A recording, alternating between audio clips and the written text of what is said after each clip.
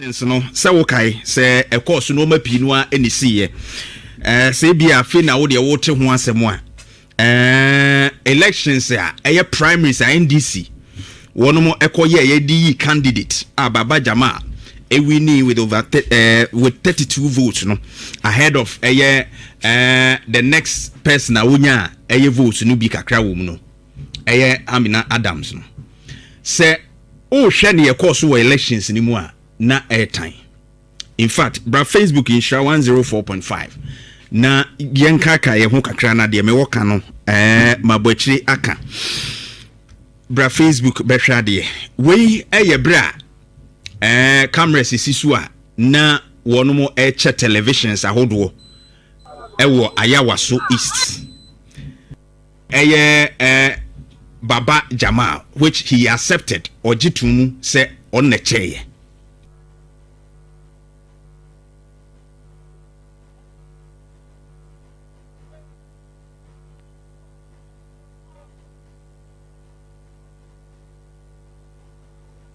In she riot fan.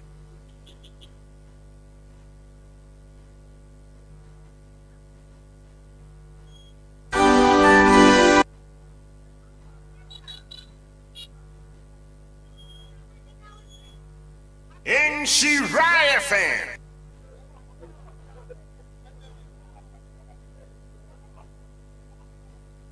Enti we bra ye che televisions no.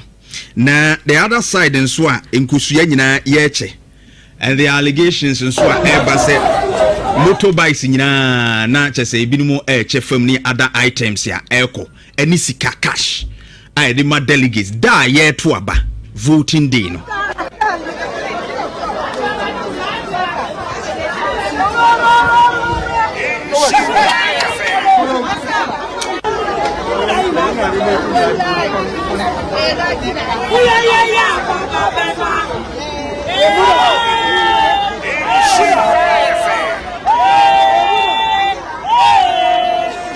Na videos we nyina ba mountain and several other ones are delegates ni bi kasa womo eka no ma wono enya free mu ni ade and to ba Facebook and share 104.5 ebi ni kusua ya no ache se ni wukra ye chama delegates na asem we ba ye no NDC amanuku no quickly eba mountain be respond e mo condemn the course no because election day obi eche no ma etesa na o masika enso etesa no echire bibi ni nyina no echire se nipa no sebe ekoka obi nsa psychologically adwene mu no etimi ma nipa no adwene sesa abato mu nso ye nya ne saa in a way no ekoye vote buying na saa de we NDC amanyukuo no ankasa eba monti no mo condemn ye se enhwehwemu ekoso pai obejakuo ananka majority leader kraka ho nanso wo twen ne ho because na NDC fo wo mra se bedwa fie no majority fo no e de krata aba monti se abato no NDC amanyuku no mu ntwa saa primaries ni na ye nto ne foforo ne mpokro mo a ejina mu a mu tuatua sika e ma hye amanfo kutupa no eye vote buying no nke ye ma mu nyai se omun contest bi mu ejekoba asa na majority leader no a ono kasa akokoso no ebe den se obetumi atena committee na ye nhwehwemu no so nti wotwe ne ho e ma wo mu di nipa foforo ebe hyemu na committee no aye na dwuma wie e de wono mo gusu a utie KuroYiMuNsem na your mental health on KuroYiMuNsem ye gusu a ye hwe eye adwene mu apomden ho nsem na emum na ye hwe no sesei no eye efem yade ho asem na ye beka ne se saa efem yade we no enye obroni beka ne se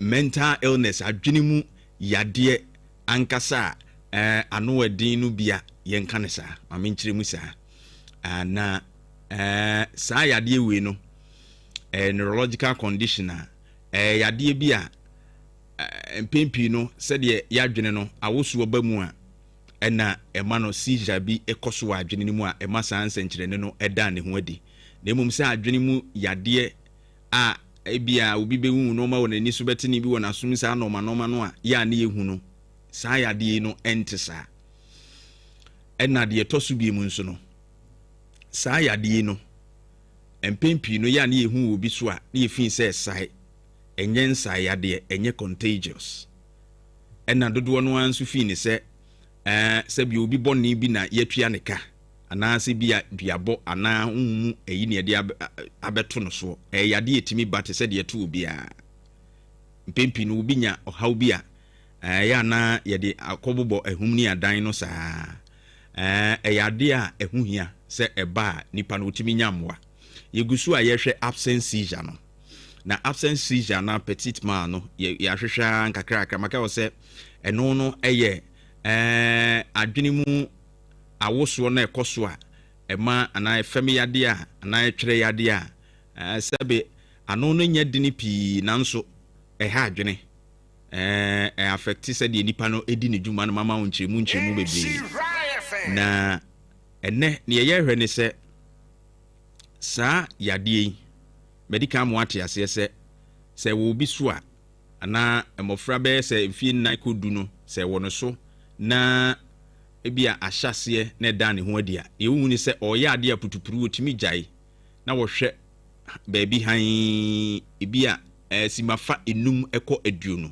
that's 5 to 20 seconds na obehu se afi nani aba ne ho so na afi na obehu se ade na oye bibi no asa atoa so immediately na etoatoa so saa no a ekyerɛw se ohawo ade ba ko a ene ye de ka ho ne se eyebra ɛda ne ho adipa na sɛ no ma eta akɔfa ɛde ba bebre no ɛyɛ bi abra wɔnom ɛbɛbrɛ ana sɛ ade a wɔmo yɛ no sɛ be ɛbɛyɛ stressful ma wɔmo ana sɛ ɛde wɔbrɛ ɛba wɔnom ɛso nti ɛkɔba ne saa etimi ma saa ade no ɛda ne ho adi sanse ɛba ne saa ne home sɛ bremu a ne home no ɛnsisi so yi a ɛbɛtumi atrega amanaba bi a home no bɛkɔ soro paa nti mpempi no bɛhu sɛ eduru ba bia we say ase de omugu home kokko no ene ade na ne home no asesa na yade no nsenkyerene no ahwase nti ne be kan se obe home ntentem kakra hyperventilation no bewum kakra a obehu ebitimi atrigger ama no aba eto da bi su bibi twa o mani so se flashes of light no flash fa na ni so saa te se de ayere mo atetete won ani so na nan se biu eduru ba bi su a kania no eden paa no na esi nani so a eno so yo how bebre a ebetumi ama ede we no ada ne ho adi aba se ewo no so a enye se no na bekọ akọfa na aba o se ewo ne so dadade a ebema yade ne nsenkyerene na da ne ho adi akwete se wo pressure na ebia o ye adwuma o stress wo hu bebre no pressure no bekọ soro eno nche se o stress wo hu bebre no saa da no nko an de pressure no aba na emum ewo so dada ebema na kosoro saa na me patre enti saa wo hawi no ewo ho a etwase yetimi ehwe wo mu yie na yetumi eboa wo mu na wo musunya mo anti hye no nso se ya na se bi wo abusuani mu a genetically se bi na mabusuani mu a abofra wo pie mu no nso betumi anya bi family history no bi wo mu a obi anya saa wo hawi bi pen ewo mu a wono nso ebetumi enya bi ti ya na enya nwanwa bebre bi wo ha na epie abusuan mu a eno so betumi epie ewo abofra no akwan mu nti insure 104.5 we eye de yebeka wo absence seizure ho de aka no edoso nyame ya adom ochna yebeto aso ne ahwe eye tonic clonic seizures no eno na mpempi ya na wota ehu no ne mdi kan chechire de ya na nta anye common sa bebre nti no we no de ye common pa wota ehu nyame ya adom ochna be sha ase ne achechu mu so ko ban champion akokwa bibia boko de bibia fine now so adumu enya zam getwa saturday so hu se unim se ochina nso ye meda ochina birthday ochina birthday ana wo vaccine na bako ya ma se me ye pre valentine to wo dia no ochina ye me birthday wo vaccine no wo se vaccine ye saturday na birthday ochina nti wo dia na bo pre Valentine no abo match day Saturday no abo review Sunday no de me ni ke edu na ebo sound ke edu birthday on the 15th eti sa review no de me ni champion ke edu CEO that's a man ke edu guys and ovins eti Sunday no de me ni ke edu na bebo na Valentine's Day mum yeah. It's on Saturday. Yeah, Saturday. Saturday, Saturday. Maybe K do the 14th. 14th. Valentine's Day na. ana ke ene say we there me Valentine no baby abehu me dey obehu me ene ke do so no heavy ani into heavy ani dey na say free eti Saturday nyuma okon dey be ye be jaya di ni Sunday ye be jaya di ni Sunday okay ye be di ni Sunday okay ye be di ni Sunday we say Saturday ni dey humeda and also ye Valentine ti be no humeda na busi say na humeda na you message Brazil went to a boy you message Saturday message in there a busi say oh any champion ke do Saturday na ye be di enti nyame aduma Saturday na ye de ke do ko di birthday ewo the crash smoothie and juice bar wonderful na vaze ni nyame aduma Saturday e wa na ye ko the crash in Love FM ya kabum e wa na ko di vaze day oh okay adofo be so adofo nsa hey ni afiri tire bien e body junction so on say ke do de ni di fia no pa Saturday no kura obebo afo obesere onyamo e di fia no pa ye be force na ma na bo afam ti di fia no pa kosi anwumre na anwumre de no ya beto aso the class one aj 7 pm kopem se wanka sa be ko fio na ye wo body junction je be ke no sick SHS na right ye be wo pen wonderful nti ye na Saturday de oti enka baby advance the so come factory mi di no baby akoko edi no baby akedu edi no e the crash ne ne Love from nakabo munti no DJ Sakuku Dam DJ Astaki DJ Go champion Melvin omo ina gina mu Melvin e wo be do odo so de e ba wo do ho nsem ne ho ana kedu wa friend say me de me friend ohima na so do ohima o de ohima so me friend ohima adofo ba so adofo nsa woman no yenipa on ushia na unse yes ushia na da o a very wonderful woman sina me friend ohima no Saturday de nyame adoma no pese me hunu me da sem de ase du na eba o ase du a hoya comfort oza 3p me maka chere nsem de baby a me de we de emu wa nti do ni problem ubenye du ase oze ubenye na uni me na dia sem na go farm me uni me sorry there 30 minutes drive 30 minutes enye me ntuma be bo ke adu dia no ye ne ma me age wa be di ne sa no na me aduma ampe be gbe butu se bontu kuno e wo the class bar o body junction okay but 2% o your reservations are okay right 0597 400 815 0597 400 815 nyine mbodem na ayede Saturday am say you know say almost our packages bi wo ho a aduane no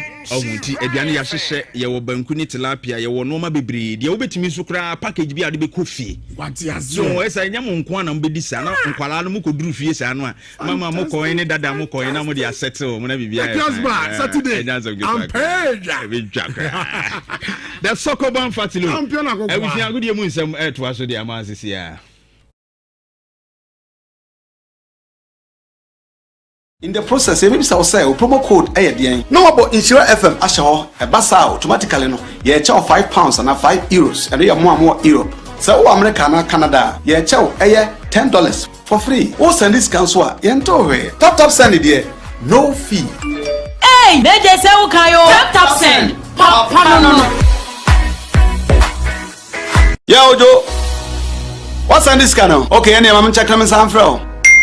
Kaish, a soon top send party jack. Mama we are saying can you? Hey, me ndaba. Ofa, pacha mama friend. He no kwa oni abri say. Maso ya yeshiro nana. Nade. Se baby ameti ye tumi o. E na me wo fa send me sika. Di nkan wo de kosi wo bisu ni pakura discount. Yo de ba yen so amiko yi a e ho sem bebre. Afi kwa do mo busam sem my transaction wo hoda. Ah! Debbie. Enke chipra catch off say on download tap send. So download tap sender or send this camera wire. About to mobile money and our bank account simple. Tap send. Yeah, tap send. Now okay. Tap send. Steve Johnson and the Costa Madaruma and Omobo Mechidom and Senator Supi Black Stars and come on say Samson and 20 the Black Princess someone say Afghana Premier League now room match returning to me and seminar the Bremo Nenra Kumasa Santi Koro assistant coach opinion from Prince Owusu and running boys in the training and what I could and a supporters in the room said they be coach Yampel. Yeah, Pamon and running Yazo. na nye easy me dem sensem na edrebre mo no portmenka na obetwa betira me sro mananya beta no esan se e won nko na ma welcome bonus up to 2000 Ghana cedis na asa busu winnings no na be bia timi ay kama etimi na ma ene nto betwa aviator na se any sporting event bia me sro mananya beta no you phone no nebo betano.com.gh na be bia entimi ya kama entimi from a World Cup na me se ye ko na de bia me ka cho se fa kwankyere no so therefore the Trim World Cup no e was USA Canada na Mexico na kobo oni akoma na Herbal Group omadaroma anomode akọ Herbal Group omadaroma anomode akọ mesere take it to sensem be bi ode utibato ka about food no USA ne Canada woni na package ni na omo na me poto why about this so be ko bi nko ade a ya package no your standard your corporate economy and if your corporate business face sia me se fa kwantere no to ne fa ko men kon kwanchema connection ma bianju sika enkonkodi 0537 804 885 0537 804 885 and also 0545 995 223 0545 995 223 na be bia ntimi ya kama entimi enfama anapa bia make sure so breakfast no ebe milo esanse eno ena woduru wom eno ena vitamin D ashimo ma abofo no kosko make sure say breakfast no milo pen no osu ko bia make sure so breakfast no milo sanse no ena woduru na bibia entimi enya kama entimi enfama entantam situation samasem enfa team doctor Edma Black Stars openia ye fono doctor Prince Pambo no openia no eno Odinani Trim of France Abrochimamu, Toulouse, Akosha, Abrante, Francis Abu, almost Abrante, and again, able friendly games against Japan, and of South Korea, Abrante, Namu pay no Gusunka recover. Now, Doctor Eden Trim one Korea, say Abrante, no recover and no Guakoma, baby, Kama, and so 18 at the man. Now, before that, on Tuesday, no, Okosha, Abrante, Yafun Mohammed Salisu, and to see a kind, Edema AS Monaco, and Chabian Abrante, and so 18 April, Ewonom, Yanfu man, now Yanfu and 20 the Black Princesses only say first leg a World Cup qualifying no in South Africa able 2-2 our Accra Sports Stadium na nyamma Saturday and return encounter ne betodwa na nyamma dom the Black Princesses abo modripi enso so etimi attach down our South Africa enoma ko ye kama enso so etimi edema me from na me from nchuma Ghana Premier League no match week 22 na nyamma dom Media Sporting Club and Adana FC ojamna ncheno ebetimi atentam so Tine Park nyamma efiadan na Abrante from Emmanuel Wusu a player Edema Media Sporting Club Abrante dim konkakra enso so etimi edefa sagemi Oh, match very important. Am I any president in supporters now because intimate end drop a point. It be because you league now also young Kobe be a league more matches able. So match very important. My players per se because of only a very good side and Uja Wakakra omit me among problems. And no a player Edema Media Sporting Club Abrante from Emmanuel Owusu and our Tenekano 11 on Zuba Friday na no Tunisa at Vision FC. Now, Finamel Kosiada, Hall United at Tunisa, at Nations FC. Now, if you do something at Refian, out Tunisa at me at Kerala United almost so at me at Attentam. So now, if you go stars at Tunisa at Basecoli Stars, so do Blacks, ever Tunisia at Tunisa at me at Bobo from Summer Text 1996. Now, if you become just at Refian at Tunisa at the Out of Lions, but tell me United about Tunisia, no at Tunisa at the Young Apostles. Now, for the super clash, Asante kwa kobatina fiem e Kumasi Babanyara Sports Stadium no ma tomunsa at the Continental Club Masters phobia never say die until the bones are rotten.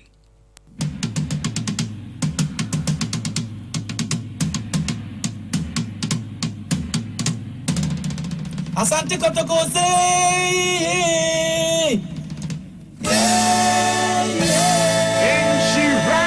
Asante kotoko say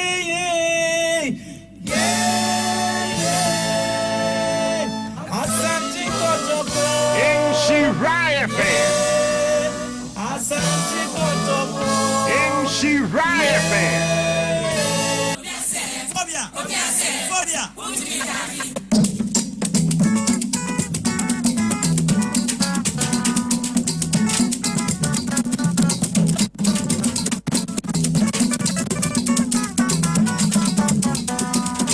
Shiraya fan.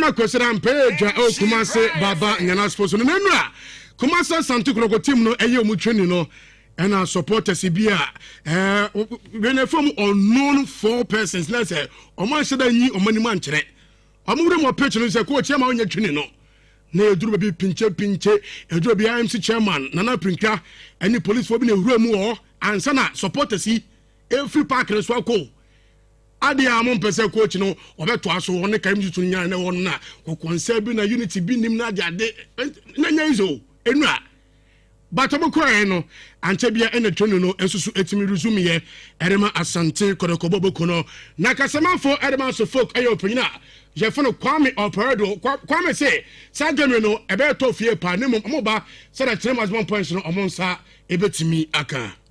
As much as every single one of the 34 games are very, very, very important, this one comes along with special importance as well. The special in quotes because in himself, it is the biggest football rivalry here in our country. It is the biggest football platform that the two clubs will always get, either playing at Accra Sports Stadium or at the Kumasi Sports Stadium. It has the biggest base as well. The number of supporters it has a full kg. The number of supporters it. Now, I'm not able to say coach of fun come to every ordinary and so Jack Kumasa Santo Krobo Kono etimato no enya effect bia e mo tactics na fe mo focus na that so that be enya effect bia e omoso.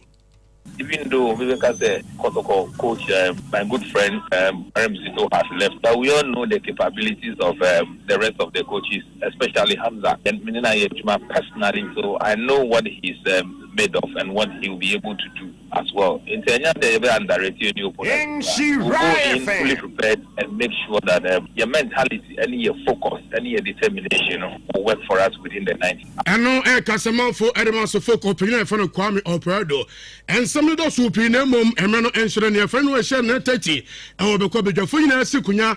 Na yadi inshira power sport medino kesepa no so etimi ede abrewo na me ko de ena Ose Godwin birthday Ose Godwin eco school KNUST land economic student na franka sa unya panyina e friend Obrimpon Praise police ni kesepa Ose me friend share from Islam show happy birthday good show no ko so no onyo kese don se besom bia ewrade emannye kama informal Ose Godwin sounds na pa Kosi Brown PKB yene nyina wo inshare from am say Ose me friend share from so na mereshi Akosua Montana International Akosua Montana ene o birthday Akosua Chirewa Kunadu eno no o chira de e obekwai SDA Senior School na kupon shraw no nkosoa no onyo kese dodo sabe sombia ewrade emannye kama emfa ema International Akosua Montana happy birthday to you.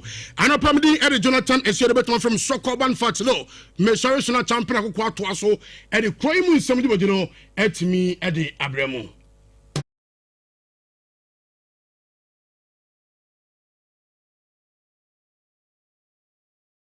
Recommendations in Susanso akoma NDC amanyuku no empenimfo enra fiave kwete ebe kasai na semni nie me wi amechi bra Facebook be hade fiave kwete ene kasai there have been allegations of okay mame emfa ne de nintum ne tie se fifi se saa de na akoso no ma ye nhwehwemu awie na in fact, let me just say that the long and short of the report was this: that inappropriate conduct was exhibited by virtually almost all the candidates. Even though you cannot establish, because the candidates were clear that what they did was in light of motivating of a delegate. We believe that was inappropriate. So in the light of that, the committee's report was to the effect that ideally we should have an annulment of the primaries. However, the committee also acknowledged that there are real obstacles that make it difficult for us to do that. One, the party's constitution does not have a provision for an annulment of election.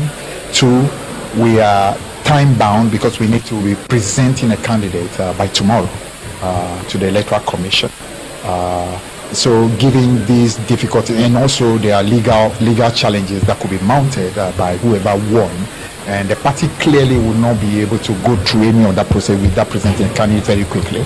So, in the light of that, the party effectively has taken the recommendation, which is that we, given the and then also the legal challenges, we have no option but to present Baba Jamal, who actually won according to the Electoral Commission declaration.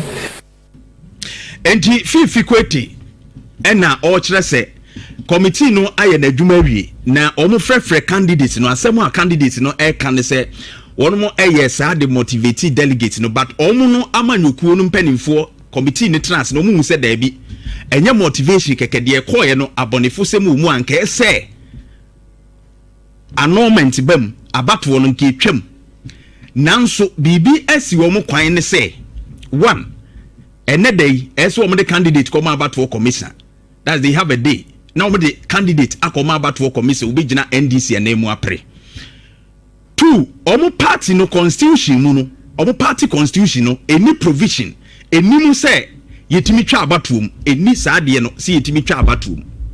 There's no provision for annulment of elections. Enunti no saa no ma mienu wenti NDC fo no se omo ye ho hwea enye yenti ese baba jama omo ja no ma ono ne wi ni yenti okoko gira wo manem.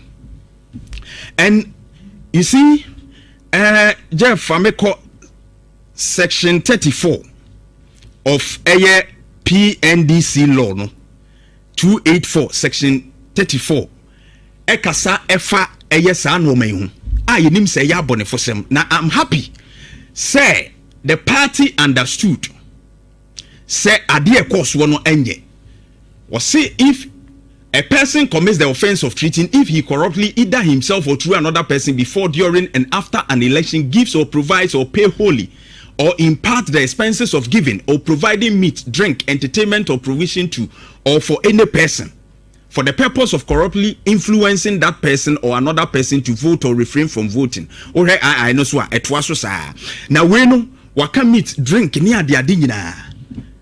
So their point of motivation, I like it said the parties who say you're wrong. Because on election day you cannot do that and kasa will motivate. It rather influences which indicative vote buying. So saa de na also demotivate no. E kan nipa na dwene ma dwene no timi sesa no. E ya bonefo sem emra no e ma ho kwan. And the NDC acknowledges this. But Oma sem ne say yenim na wo NDC party mramu a e kire say abatuo yetwam. De bia na meka wo say on say the MPP the NDC abonefo sem ebekọ a ebefa party ho no ye dwene party ho chain Ghana. So me can say saa de we started from baby akoso yenye ho hwe bankana me hwe say reset na ye ka ho asem no. The reset would have started from this time. Reset na ye ka ho asem no. Enki ebenya scapegoats bi a ebe hyase afiri saa bere ni ehu se amanyokuo bi kura nya akukuduro ejire mu edi saa adwuma no enso omo se ebi emre bi ani ho ewa amanyokuo ni mu a ese omutimi etwa batuo ni me bi se o emre bi anso ni ho a etwa se ejina so etwe saa nipa kro no aso ana se omo ye saa na so. You see NDC any MPP political parties na wo oman we mu no those political parties omo nyine oman no hu asin se ye bebo oman no emra ho ban ene oman ni ye die ho ban. That is what I see. Omo nyina e obia interest because we need to present a candidate no matter boni and waye. And the majority caucus in parliament omo ye NDC fo hu say sad na akoso no de time enisi e ma say nipa we kwan ma obewura mrahye bedwafie na ye ni wusem because want to me have way by buying votes na ka bi ma min ka bi na ye say practice na ne say but we the 50 kwete epeso wo kire no general secretary of the NDC peso wo kire ne say ye hu se nipa no we di bone de ye hu se nipa no bi a sebe ne hu ofin de Now so yamfa ne nko wram because party no ntimi rescue saa. And enya ko wie say ba wo hwe yamra musu a ema kwan se wo mo ato aba wo constituency wo no se party na anya hwe so a wo betumi atu anamo. But why I'm disappointed e was ade we ni say NDC quickly statement amu release and be 3 hours 4 hours kra saade ni sisi na mu release statement tini ani da so say bibi pa bi betumi akoso and mu nim samu ntimi nya ho hwe ba krokro the John a release statement say Ghana fo be hu samu be ye bibi at the end of the day why krokro the John adanko that day knowing that in your party constitution you don't have provisions and when the betwe aso be ye bibia it is a statement na mu release ye fifi na mu release si anya ne dan na mu release si anya ne dan enti mu ni hwe ya wo ho ba mu had release statement and now we condemned it, we do this, we do that, we have set a committee no mu set a cry then because already you know you don't have provisions in your constitution as a party executive, as a general secretary, you know the provisions there to mu waste your time e sha da be tumfu trogu ani said the mu ye bibi no. This is shameful and this is bad. Yebeso so wesua na no de presidential primaries MPP de vote buying near ton crofo adwene say yense san ba limiti ne yenya nkrofo a wo mo enye corrupt yenya nkrofo a wo mo huso nkogura mrase bedwafie yenya wo mo wo sika ene sika na de nipa wini elections wo mo wo sika yenya wo mo e wotema ene yenya wo mo e do man nankasa but ye wo mo wo sika eti wo kotena se no wo sei sika se ya na so wo wia wo man no. How can we reset with this attitude? Wabra yen starting wo baby. Enti enkoso nkosi da ben. Now I'm only praying senka one of the constituents voters na wo ho no omo eligible voters no will be betumi dia court. Will be betumi dia court say about wo na ekoso because mene a lawyer for ni bi kasa ya na me bisa wo mo enchirase no mo kire say obi a otumi to about wo constituency wo etimi the court within 21 days no about wo be ka ho asem no wo mutumi the court. I'm only hoping parliamentary elections be call high court by registered voter wo constituency wo and our candidate for ni bia ofin say ebi obi tue sky ye vote by ye no ma bi ensem fatante ma wo no lusu ye obetumi dia ko enti sa no ma me hwese constituency wonka wo mo a ewo ho ni bi citizens ni bi etimi to abama ne yeye no e de asem we be court na nke etimi ahyase afiri baabi apanish nkrofo ye sei no adai and then see so sa no ma we su a nkonko si da ben. I'm happy so OSP so also we nhwehwemu and a count mandate you yakoko si ase and sad way evidence videos bibia na nam ho a e kire se wonu mo e che no ma OSP you have the power to investigate this. Me I'm highly disappointed. I'm highly disappointed e wo de course one. If no citizen will file, legible voter be or will file at the court, said the lawyer for naturally one Matias. Mimi to become in trouble or more trouble or none a bit mediaco.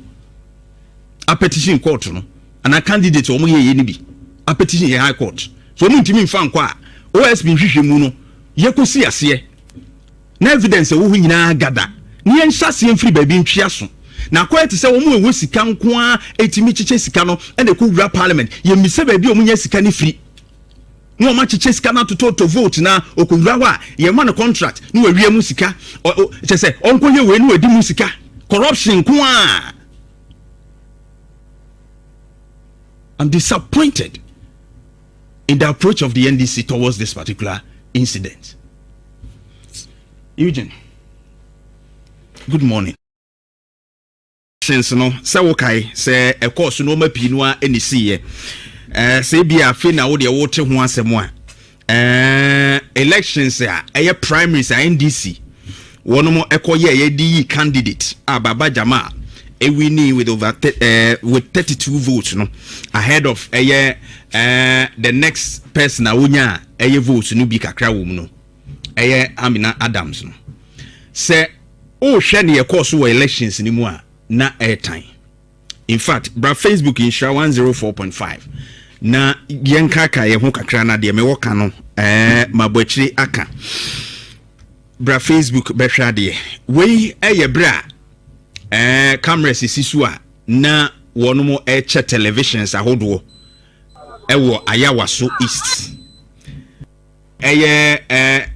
Baba Jamal, which he accepted or jitumu say on the chair.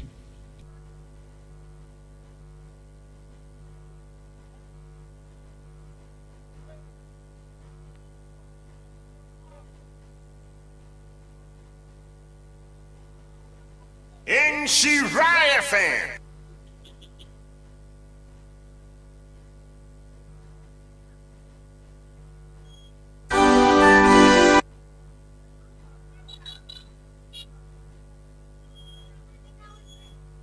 In Shiraya fan.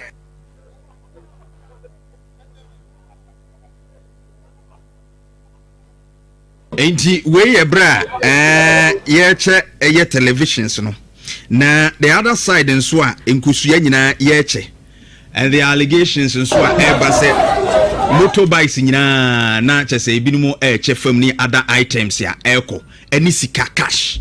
I the ma delegates da ye to aba voting day no.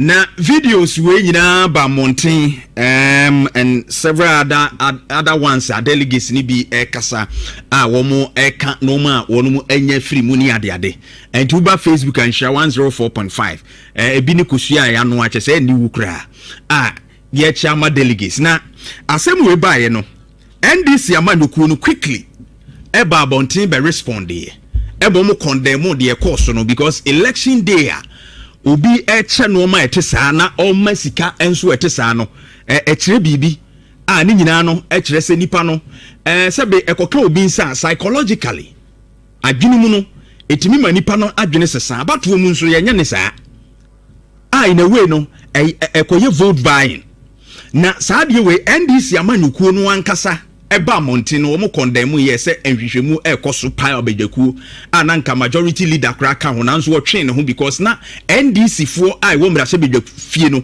majority fo no e de krata aba mountain se abato no NDC amanyuku no mu ntwa saa primaries ni na ye nto ne foforo ne mpokura mu a ejina mu a mu tuatua sika e ma hye amanfo kutupa no eye vote buying no nke ye ma mu nyai se omun contest bi mu ejekoba asa na majority leader no a ono ka sa kokoso no ebe den se obetumi atena committee na ye nhwehwemu no so nti wotwe ne ho e ma wo mo de nipa foforo ebe hye na committee no aye na dwuma wie e de wono mo recommendations ensusanso akoma NDC amanyuku no ebe nimfo enra fiave kwete ebe kasai na semni nie me wi amechi bra Facebook be hade fiave kwete elections. There have been allegations of okay. Mame emfane de nintumneti se fifi se saa de na akoso no ma ye nhwehwemu awie na in fact ya na nsem ni bi wo ho a tie no. Let me just say that the long and short of the report was this, that inappropriate conduct was exhibited by virtually almost all the candidates, even though you cannot establish, because the candidates were clear that what they did was in light of motivating of a delegate. We believe that was inappropriate. So in the light of that, the committee's report was to the effect that ideally we should have an annulment of the primaries. However, the committee also acknowledged that there are real obstacles that make it difficult for us to do that. One, The party's constitution does not have a provision for an annulment of election. 2, we are time bound because we need to be presenting a candidate by tomorrow to the Electoral Commission. So given these difficulties, and also there are legal challenges that could be mounted by whoever won, and the party clearly will not be able to go through any of that process without presenting a candidate very quickly. So in the light of that, the party effectively has taken the recommendation, which is that we, given the and then also the legal challenges, we have no option but to present Baba Jamal, who actually won according to the Electoral Commission declaration.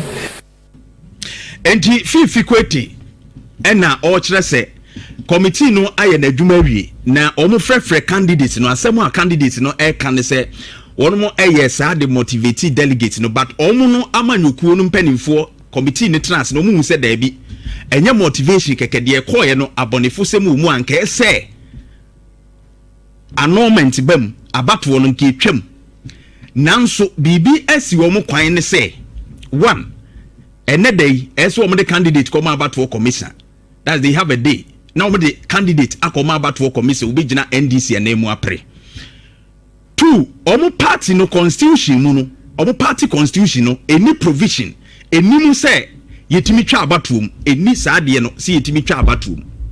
There's no provision for annulment of elections. Enunti no saa no ma mienu wenti NDC fo no se omo ye ho hwe a enye yenti ese baba jama omo ja no ma ono ne wi ni yenti okoko gira wo manem. And you see Jeff Fameko section 34 of PNDC law no 284 section 34 ekasa in the month of February 2026 yekoye 12 February say you know ade na SCCC etwam na first of all ye de ani ekyiremu US abrochimamu a Abraham Lincoln say okay no the 16th president of the United States or no ebe president from 1861 until say assassinated in 1865 na the 16th president of the United States Abraham Lincoln and that day be say na yewo no and that day be say na yewo no ba asase so na unim say wabegidi ni pa ene ngoma bebre so ayatra fa ne ho hwe ho semu a bebrebe chese papa yi ene ye de kaya bakosem na Charles Darwin wono nso ene ede bi sei ene ye wo no papa yi a woda Facebook screen yi so yi unim se ye wo nana nkanso na nana nkanso a wo ma o nana na o nana so wo nana wodi animu na nana toatoa so saa na ye di benya wo maame na maame so wo nti so ba wo na wo nso wawuko na wo ma no so wo no wo nso wawuko saa enti ano ye generation awo ntoatoa so saa but o nana nkanso ano senka wo nya nimfo nyina ya ahwe ne hwene na hwe ne moma na hwe na so na de abehwe o nana de no na de abehwe nana de na de ahwe maame de obu sensesan ye bank kakra papa yi ena ye hu adisua de ba ye se eti de da screen so na mechiru na za de we pa o de example ide na ze enipa no nyina na ye you sa aboa we no bra Facebook berade na papa yi ne theory ni kire se awon to atoaso no ye wo to atoaso a ye ko nyina no na ensesan ye eba eye ye nipadua mu ye redie mu ye bibia mu na ensesan ye eba nti no ne onu dikan a obewo no ekọ nanim no na esesa ye evolve enyina fa akosa ekọ na eba nti no ne theory explain ye se awon to atoaso ekọ no ensesa betumi nti wo nsa abusua bi wo ha anko mo hya ase ekora no sabiu na bia na anko mo nyina ho ye tuntum na ekọ na ye abeduru ba bi no manya ofiri wa abusua nim ebeduru ba bi na jese ohun o manya obi a ono so bi abusua nkro mo nyina ye kokọ no matumi akonya obi o ye tuntum papa ye steady ni nyina hu se awon to atoaso ne ekọ no nyina no eno ma bi keka bom ewo nipadua mu ni abode mu nyansapɛ mu nsakira ye ba so wo nipadua nim nti e be ma abusua ne to atoaso ne nsesan ye abam eno papa yi ene ehya ase a ebi nkra suban a yewo abusuam ti ne yesi efie bia mensem wom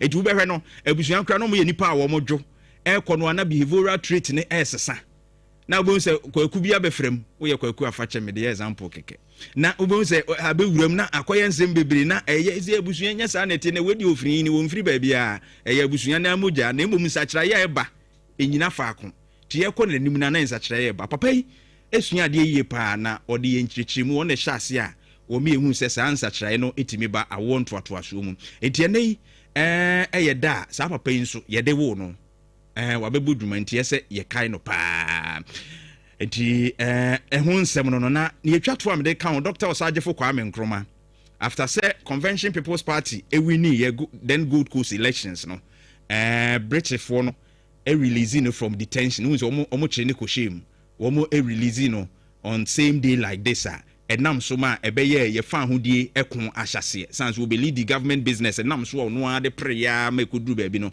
wo men ye benya fa hodie 1957 ti ye koyechi a abakosem kakra ewo no insurance 104.5 mami nkodi dwamra piwak natural kone bibia bokode se doctor hoye yebenum nupa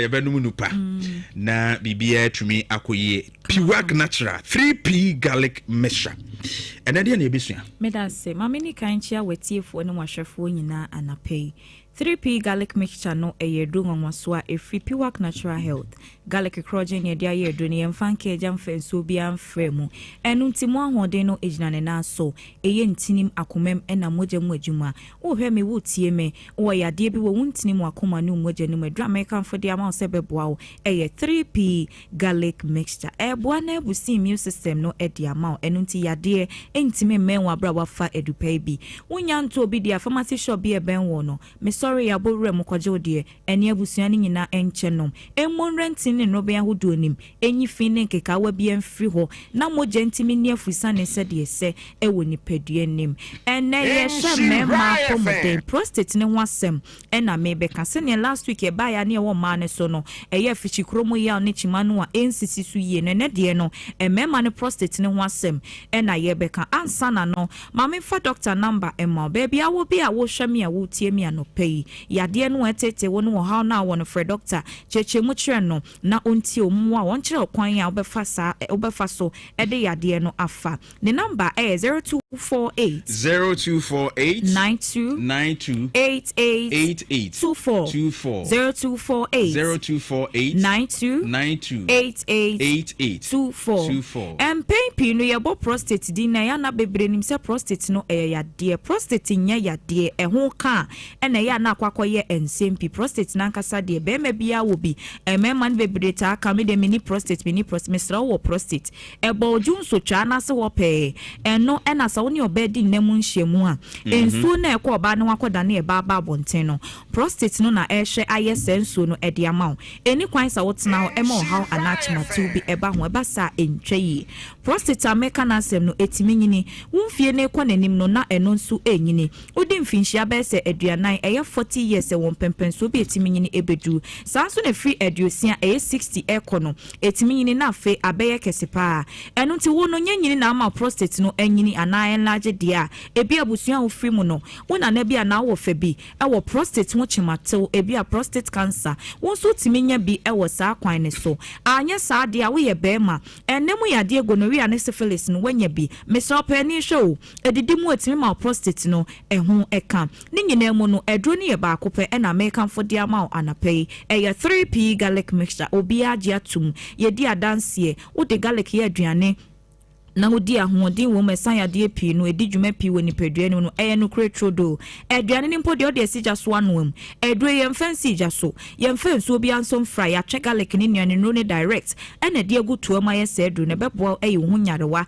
ɛde afiri wo so ɛno ntitutu mrika pharmacy shop bi ɛbɛn wɔ no kopi na kwagye wo de na nso time no nom na ɛmoa wastate ɛdwo nso antentem sene kane no titiw ne anadwo a wada distractive sleep ɛma wo ntime ɛna ɛkyerɛw sɛ wo prostate no ena eho aka wedru eye 3p garlic mixture ufrasie no numbia ebeboa sa ohaw no e de free wo so de wadwo nso ose ne bema no emu hyehye no e ka ne pepepepe ni nyina e chew sa prostate no ena eho aka no afa 3p garlic mixture drebi na wanonom na aboa sa ohaw no de free wo so wote ya wo bema nim abra Johnson no adew ana wakwasa wokwa Johnson no ubegina o sa ye de na Johnson no emaye ubechima bre ansa na Johnson kretimi aba wa Johnson we sesa wo hye ade na asori won nso a entwada ebe so wo achi kokosa entwa yi ubehye watade ye sa ho na Johnson age wo ho eyenim guase yade o prostate ne ho aka na akofa sensunsanso bone no de abrowejo 3p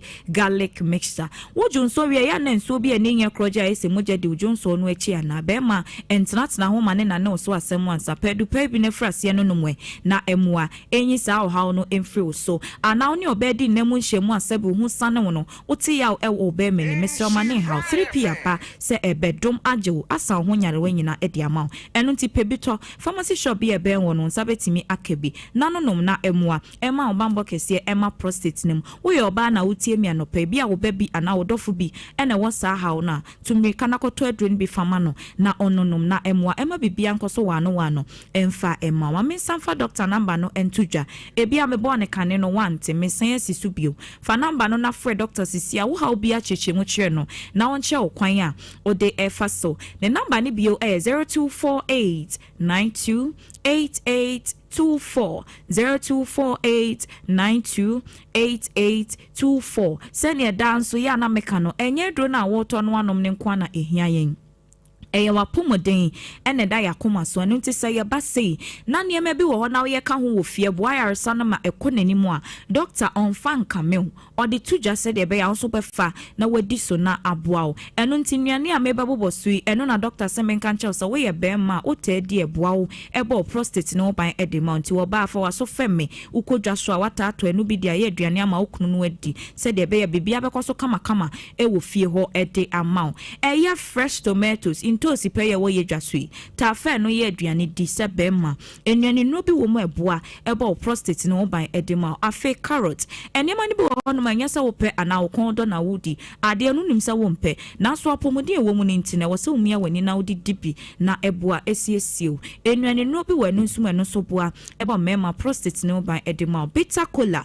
utika mu na etwemu a emu na ni chie to bidi na emwa emo prostate no ban emfa emma wudi watermelon nso amesro enyinaba no entungu ni nyina eyedru enyanwono renaba no efra na duane no esanse nuane no bi wo mu a ebo adijumaye son ewo nipaduani ma mema ebo prostate no ban edema won wo ye oba nso anopa itie me doctor semen kan che osesutu fa ho ka me wokunu esanse frequent sex no eno so timeboa ebo prostate no ban edema won ti ba bi a wotie me bia fa ne ma mabobo sui na di so na emwa ema obambo emra prostate ne mu emfama ye nuane mu emema no 3p garlic mixture no edijuma bebre ebo mema no enya ma no nso wo mu eno ti wa fichi kromo ya na atena wo so ache no 3p ebetenete ede ama wo yade eye pressure yade moja na ntimi ne afusane wo nipadue ne mu ye na akofa sa o hawo no ede aba ntini ne nroben no emu asisi eno ntise mu bebiebie dia eye 3p garlic mixture na no mu ebeboa eyi safini nyina de afri ho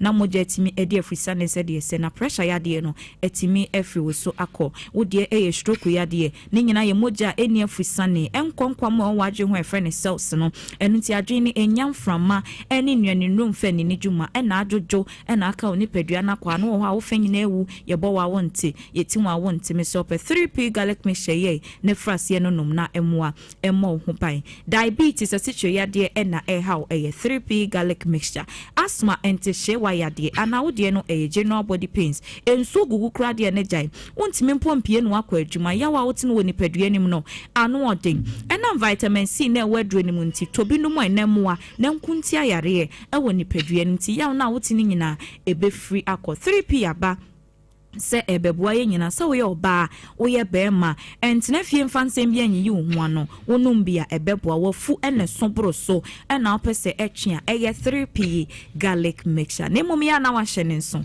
ukwasa ukwoto edro ya ewo toam ehwehwa ebo garlic ye da ho ye kokko edro ni ti no eye kokko eno nti ko ne efedu fufuro bia de ma eye garlic mixture esan ya de a obodi na bia mesrew ensom hunhunu ne ma mabobo so iwo edro ni ho a enye no akọ wanim kopim so benya no bi ansa na wato wadwen ya wontanta ebibidro bi ede wato so na abrofudro bi nti obeda no we aka ho emane ha to edro ko fie unum ya 15 minutes edro bi a wo bi abetimi asan no mo enko ha emre wa pomoden omai mu pharmaceutical shops ne herbal shops be abebo rebia unsa betimi aka edro no ebi ne dodo mu na wo pe no akra okanshi na wo kokenso Kofi Sam ena Angel Herbal ashama no beko Wedama Pharmacy Tema Community 5 Little George Madina Co Health Alert Clinic any post office no ND Animoshe Kumase Kolina Herbal Dani Herbal na Chris K bema obi ato ho Albert Sam Herbal Takradi AA Mensa go for the Agapson Pharmacy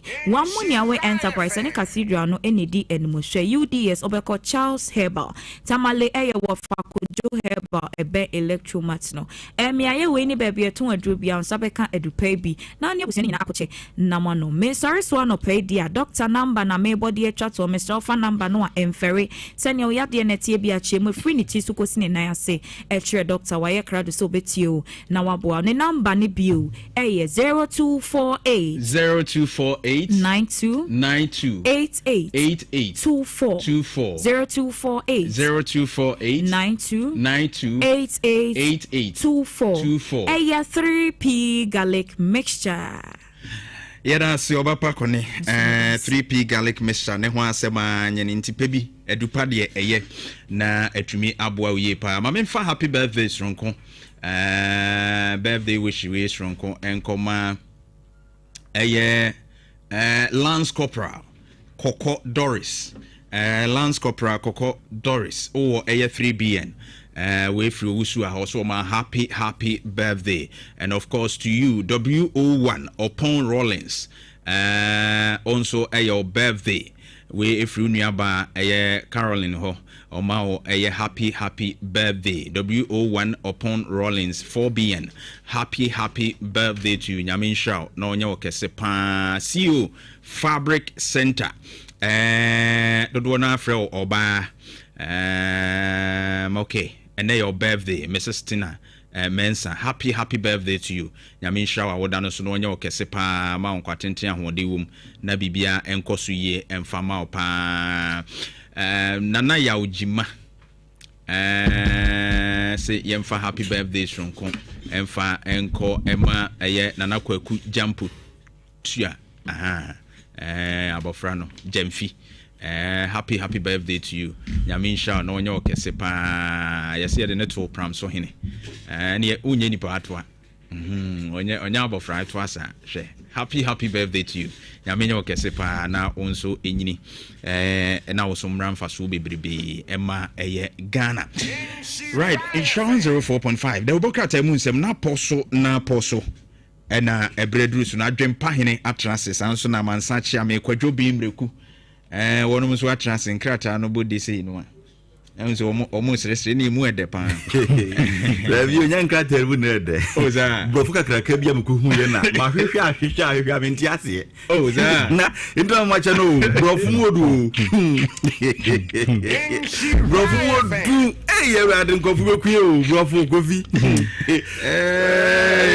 I come with you some penchiri muni ye brofu no so mintimi nka no hanya sa wode oni mo mete se ba ko bi ba yi na me kai se gangantuan ba yi enya asem ketwa okuru gangantua nyezi o ano be ye din okuru mu a wode o kan na wayo medina besim timo wayomi gaganto woncheni so bo arumezo bayo ba gana so sam ko se bo twam asam na ba obeka se entwamu da na ko na ti wayomi eze wo yi Ghana metin nka cho because that time pa me kai 2016 no yeah be chino 8 years Franazam. And we must have been a that's what the credit channel the no. What did the okay? The channel 2 billion 2 billion and I have 52 million check. Is it no? And now Kari Kokosika Sikana fear be first in the song. Hi Ghana. You yet to see corruption fighting your boy home at least last year ratings number. I just say at least. Move up by a point. Okay. From 42 to 43. Just a point. Say free 80. On say out of countries or more you over 100 countries. You free 80 about 76. 76. Yeah. Let's see a fight. Ghana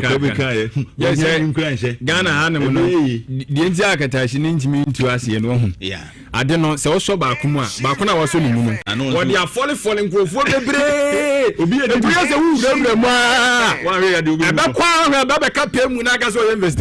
So what can I say? Because I was so yesterday.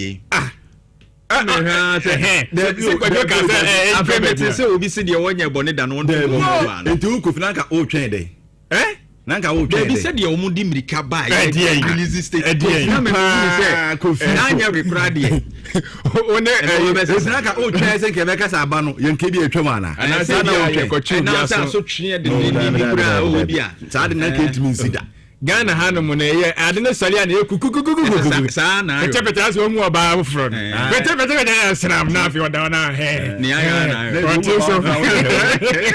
zo mu oba afro oda he kofi ozo de mu oba oda na ye be ma fa zo na me ye ade no de mi de mi hu oba nda he da oyere mi hu oba nda he da o sane wa no anu ani so me ya me ye Israel for this ani wi ana Israel for ba kura me sa atwa so komiznim ekokere na nyina aka ho from paper man tina ma duwaji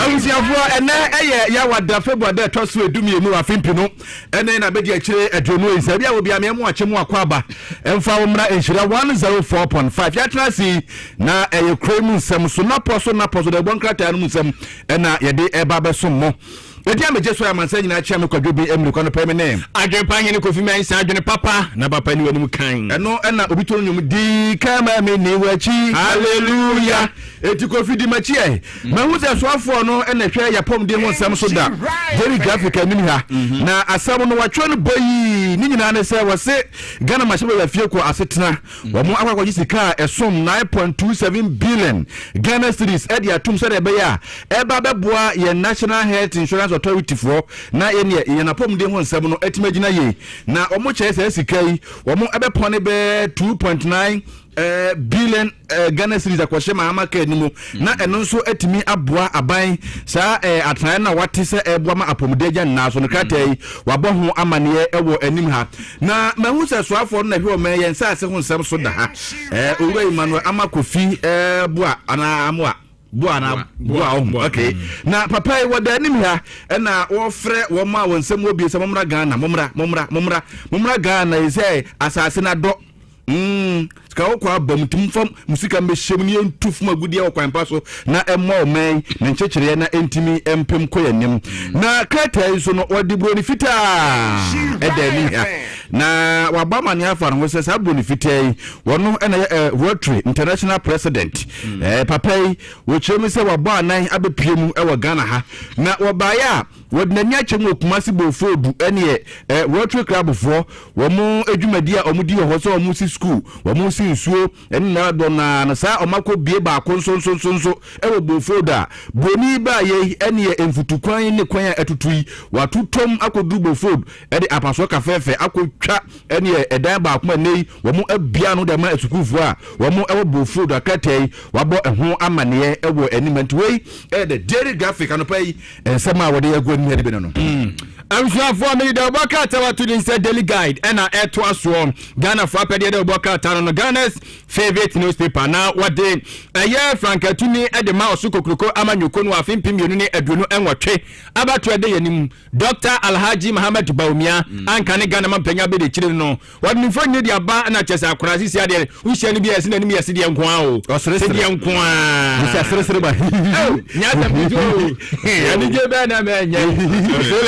What's up, any campaign time?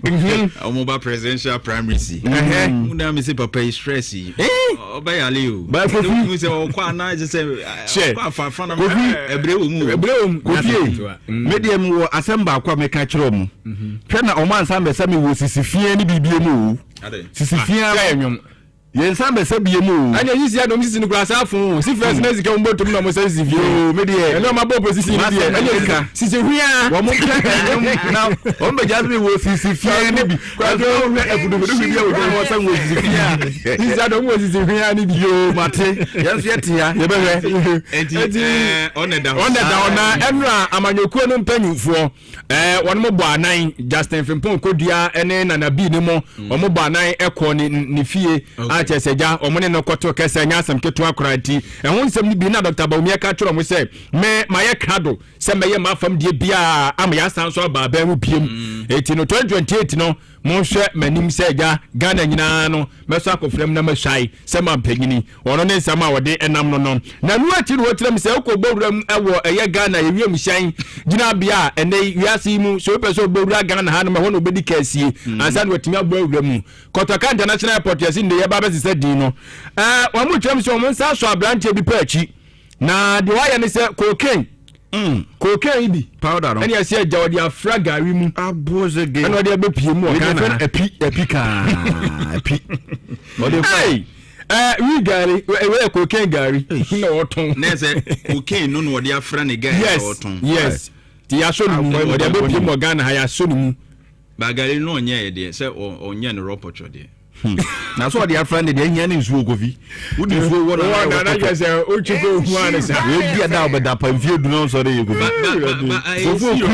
e serious on say sa no ma we ni nyina no egu o man nanimu ase na one thing ne say ema aman ahodo no so ani ba ye ho say nkofu we say wo mo ba ye hwe o mu yie on ti no na ma bi kura ni say wo fam e wo nkrofo port no airport no na ye tete wo na ne namu iwe si ha yesi obi akodi na yi no say suban no wo mu nyai me pe me ho anya me ho ntem ne be de bia meka me se bebre secret deals o mo ye no yenko enti eno wasem ewo hanum ene anopai na upemu nkyeremu akata feto so miensa ena obenya eno achi ana wade ankane opanyina na ja otua nepa no orua nkansa fosu sisia ye gaya na before eto o monsa de friend say womra na yeso akwa nsem na no akoyi nika ama ja akwa say yeso nkofo bi tuatua sika scholarship one more ejijiji ni ade na eno ne yeto yeso afre no okoya ye de banka bagu ni nsa kukuru ada ya chew ye na akwa kwashim na eno no si ebe yinu no enya asem ketua adane buachi bidin say omoche ne na no se mama ne bi enra omoche echi na wase me yade o yes by masa abanka bachewa akufi obayare force no de the stress no cry psychological stress no cry me mo nya asem ketua no de ewo ho eti yesi dom ketua so ye wo ye kira ye hu de anya sanka asem ba ti sia de yamane bi atese ho asem so eda no ntino fosin kansa ne ho asem asan so no kira se nurse ni abaya bi ana ne nyonko ba wo ye lawyer ya feno aba ampofo ono wa lawyer ni anya so adede nurse ni ya dede na waji ni sika botia no esom America dollar no 150,000 America dollar we nya Ghana cedi o 150,000 ni sika to convert bra emfa nko hin ya fa ko bank sika me convert me nya bi ni na mbebre hu da ma so de me nya o fa ko bank akotena ese sia tantita cross tita ya hu we metra me sika no sumo sika ndi sumo ya benka na o de ye de wa fraud no lawyer ni no your friend Aba Ampofo lawyer na fraud na ezini wa fraud no sesen 28 year old woman lawyer ni boni ni the lawyer ni na Aba Ampofo nurse wono so your ba and fraud na no nyonko ba wa defe na jimisika so mentia se so nka ode koye den o so ode ko tofi ama no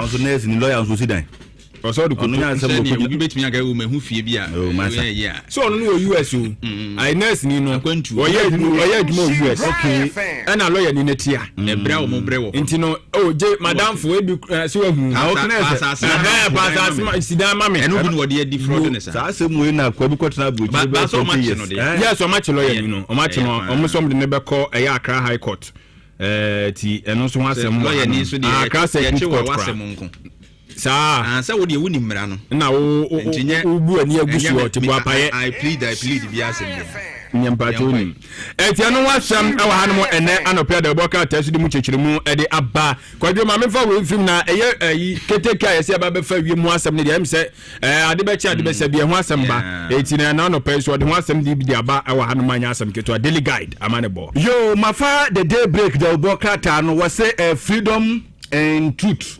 no de eye na yesem a ye de friend pa na ensam no de eguanim ha ba omi asem a wo ka ye ka tan so na no atomo bi wa ha no wo che so no de o ba wo tu mi pa e de ama MPP o su su ama nuko na ka te wa bo ho amane wa anim ya na Kofi wadamfo IGP wada anim ya na ka te wa ba amane ese ne aposifo be se 12802 wa promote amo wa promote amo nyina akatei wa bo ho amane ewo o mabo adwuma no be mpem dumienu de ene nkofo munya ahwe all correct sir dumienu ana zenye 12000 na ngajia zai mpem dumienu no promote yes okay yes binum promotions kai okay bi wo hwa na wo mu due but ne yemfa ma wo mu ne ade kai mu ama ebi kra de court yes nti eno kra wo share IGP say wo promote sa nkofo no mo promote o ne ka te wa bo hama ne wa hapa I think say ni nyina bi da mana do so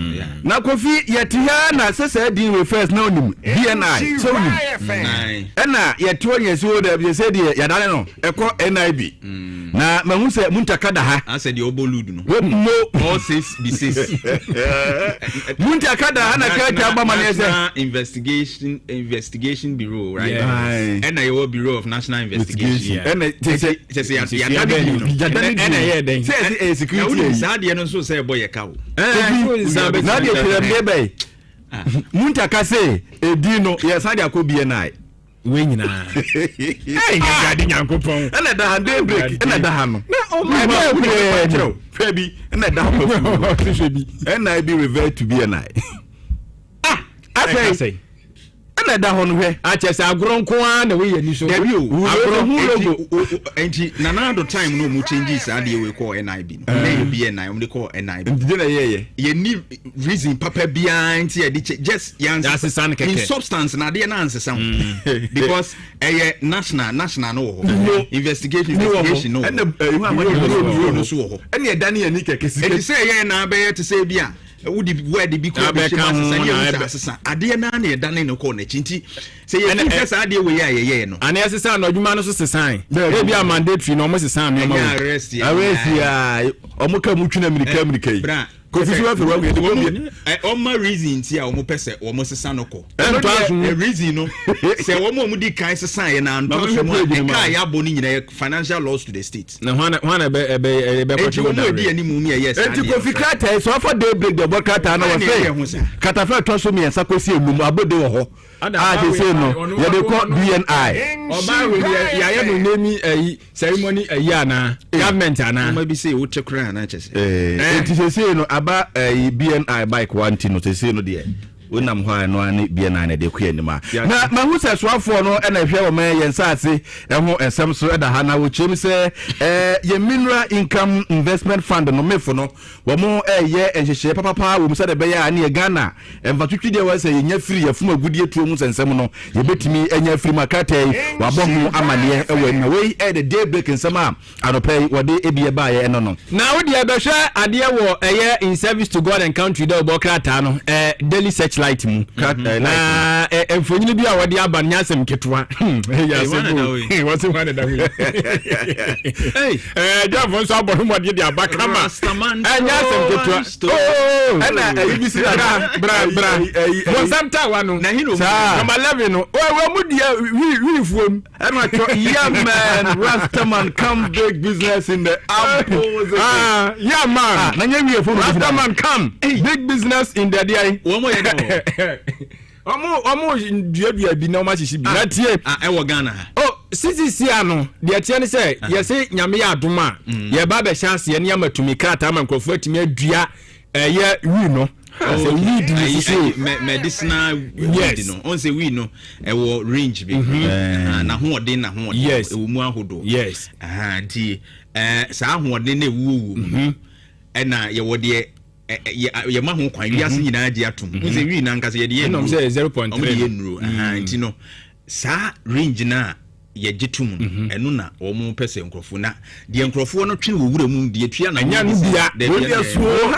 we dey ano de we dey guni ya kan wasam nya de bo papa ya no a there is such like ya ba nya no wasam ne ya kan papa so na yin ya kan na kwaso ya ne ya kan pa kwa no su yi 2 years no esi no yes ya ba be dia weed na me pa chaw dia ebo na no adi si pa mu enya no bi ne ya kan wasam madaro mapa nya sa ya dia so no meko o se bia so no meko ya wade de ya duro ya de ya nipadua na duro no be no ma enye ya na o se onu ma enye ye eno no ma ye ba ye nua se ya di be no range na no weden ohun tie si na ewum no tie si no range na no weden enti ekoba ne sa no a be ma wanya ebitumi ama adwene mu hawo entra ya ro bo wi as misiwo so me na madai what's me gane akwai na post for ba chino oye no krata bona ji was my trick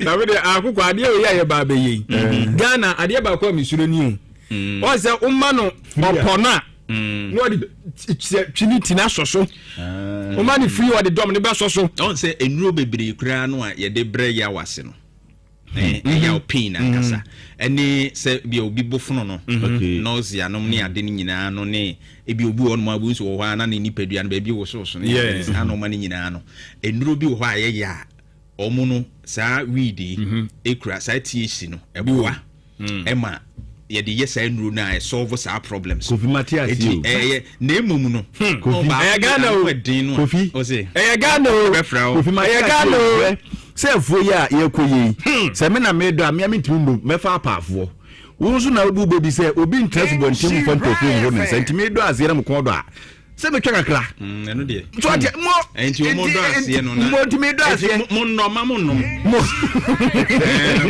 me ntimi nkotra wo ase ma no nso mo pampa abra ma no tua wo so e wa Ghana ha e na bebi se abe ya kire na kire se hwe Rastaman obi ko na no wo kire se asende ye bedo na emum ya no no de ye nya nto e be ma bia fam obi en fanti ni e jetia do yanko atin se samo de ba ye nyina no baba jama sam so adi akwa pick the forms so we see akache okay anti no so ho asem wa se ono anom de na eko yes why bone kura akọ yo tie ne ono ana eko ofi ejetia to na ye nche ofa keadu eni na bi na bi obu okrum keadu ofa bia obi afisha pa echa una no pay akokọ atra CD eje betua to nti na so de nka nche se ntwe wakire ho eno ye twe wakire ho ma wo bai na ko sa boka che se o ba no be frame Kofi ate ene with me do we need to yi ene de mo ntwe o say ene de mo ntwe ya mo attack da ho o say go ya mo attack da ba ni ebe obi mame nso me for birthday in koma Doresia a free Doresia free yes ono wo hini ene nso ye na woda ntiaman happy birthday so yo yate say Killian oya marketing manager ema DBS Atonsu branch Killian me chawa no pay na me insha obebre ebisia meba na enkomo ho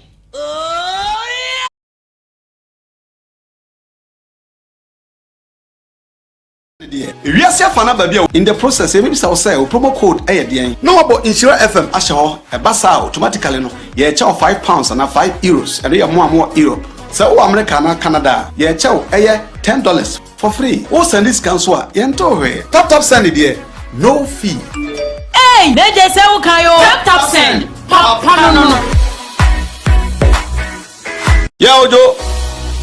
What's on this channel? Okay, any I'm checking my sound from. Kaish, soon tap send party jack. Mama we are saying can you? Hey, me daba. Ofa, pacha mama friend. He no kwa woni abri say. Masoya ye hye nana. Na dey. Se baby ameti ye tumi o. E na me wo fa send me sika. Di nkan wo de kosi wo business ni pakura discount. Yo de ba ye nso ami koyi a ehon sem bebre. Afi kwa do mo busam sem my transaction wo hoda. Debbie. Enke chibra catch off say on download tap send. So download tap sender or send this camera wire. About to mobile money and our bank account simple. Tap send. Yeah, tap send. Now okay, tap send there. If you see fana baby obia so what Europe and America Canada. So kura Android so kuta iPhone and once we download app na two phone so. In the process maybe say promo code ayedian. No about Insure FM asho e basa automatically no. Ye charge £5 and €5 and you more Europe. So America na Canada, ye chow $10 for free. O send this cancel yento we. Tap send it there. No fee. Hey, they just say ukayo. Tap send. Papa no. Yeah, Ojo. What's on this channel? Okay, any I'm checking my sound from. Kaish, soon tap send party jack. Mama we are saying can you? Hey, me daba. Ofa, pacha mama friend. He no kwa woni abri say. Masoya ye hye nana. Na dey. Se baby ameti ye tumi o. E na me wo fa send me sika. Di nkan wo de kosi wo business ni pakura discount. Yo de ba ye nso ami koyi a ehon sem bebre. Afi kwa do mo busam sem my transaction wo hoda. Debbie. Enke chibra catch off say on download tap send. So download tap sender or send this camera wire. About to mobile money and our bank account simple. Tap send. Yeah, tap send. Now okay, tap send there. If you see fana baby obia so what Europe and America Canada. So kura Android so kuta iPhone and once we download app na two phone so. In the process maybe say promo code ayedian. No about Insure FM asho e basa automatically no. Ye charge £5 and €5 and you more Europe. So America na Canada, ye chow $10 for free. O send this cancel yento we. Tap send it there. No fee. Hey, they just say ukayo. Tap send. Papa no. Yeah, Ojo. What's on this channel? Okay, any I'm checking my sound from. Kaish, soon tap send party jack. Mama we are saying can you? Hey, me daba. Ofa, pacha mama friend. In the process maybe say promo code ayedian. No about Insure FM asho e basa automatically no. Ye charge £5 and €5 and you more Europe. So America na Canada, ye chow $10 for free. O send this cancel yento we. Tap send. Alright, Insure 104.5 and the 12th day in the month of February 2026. Yendi Ghana Hong Kong, Moya Ghana Honafi, or main buntu, a home a na adibia kosua wo memu a ya hwani anka ho asemu a hadwene ni nyina eye amanyofo se de wono musu eyusu tumi na unim se tumi ewie nipa uhwenhwemu a akoso kakra fa eye akandifu a enkanka ewo abibremu man ha Africa a Ghana ka ho bienu a se wo hwe ekwan a eda anase wo hwe empanimfu a ekura tumi ene wo mu a sebe wo mu yetimamufu no a etwa eda wo mu entemu no emu wa pa anase distance no emu so e power distance no se wo hwe tumi a ebedi nkrofo sem ni sede wo mu si hu wo mu nkrofo a sebe ese wo mu mum beso wo mu no a wo mu hu on sebe wo mu ye nkoa edutumi so wo mu wo tumi no ehun se wo mu de wo mu egina yie chen wo bia anti no de wo mu pe bia na wo mu ye enunti ena eto de bia na ensentrofo ese yetwe wo madwini si so se tumi no ye de ye no ma yie ye mfa nsai no ma ne wi asese de ese ne sese ade bia si eye enra na ehun dede yu aba minim se wate kakra ni nyina fa eye kane pani ano oda NEIP ano kofi ofusu nkansa na okoka asem bi ewo radio so na saa asem no okokan no your sister stations no Sompa FM eho no okoka saa asem no anu wo kire se manfo eton scholarship no scholarship a yeje wo Ghana aye ton na asem no kan na me mabetra show yi so aye akase omuma nhwehwemu nkoso na nhwehwemu nkoso na se ebonwa ye betwena so a mo bia anye dede okurum ha. That was my statement. Me kan say nhwehwemu nkoso na nhwehwemu nkoso na se ebonwa ye mpese obi a be ye dede okurum ha. But nhwehwemu enuma bi akoso a etan ba mpese utie first of all ensem o kan no na wi a na ye ka ho no ye dimu enkomo. Sure. Sanya no Anna Dr. Baumia say on BBC digitization. And on the delegates akasa imagine to no. I will not be a hypocrite to pretend say because this is over a crime in mobile akoto foreign scholarship. Oh yes. I'm not talking about it.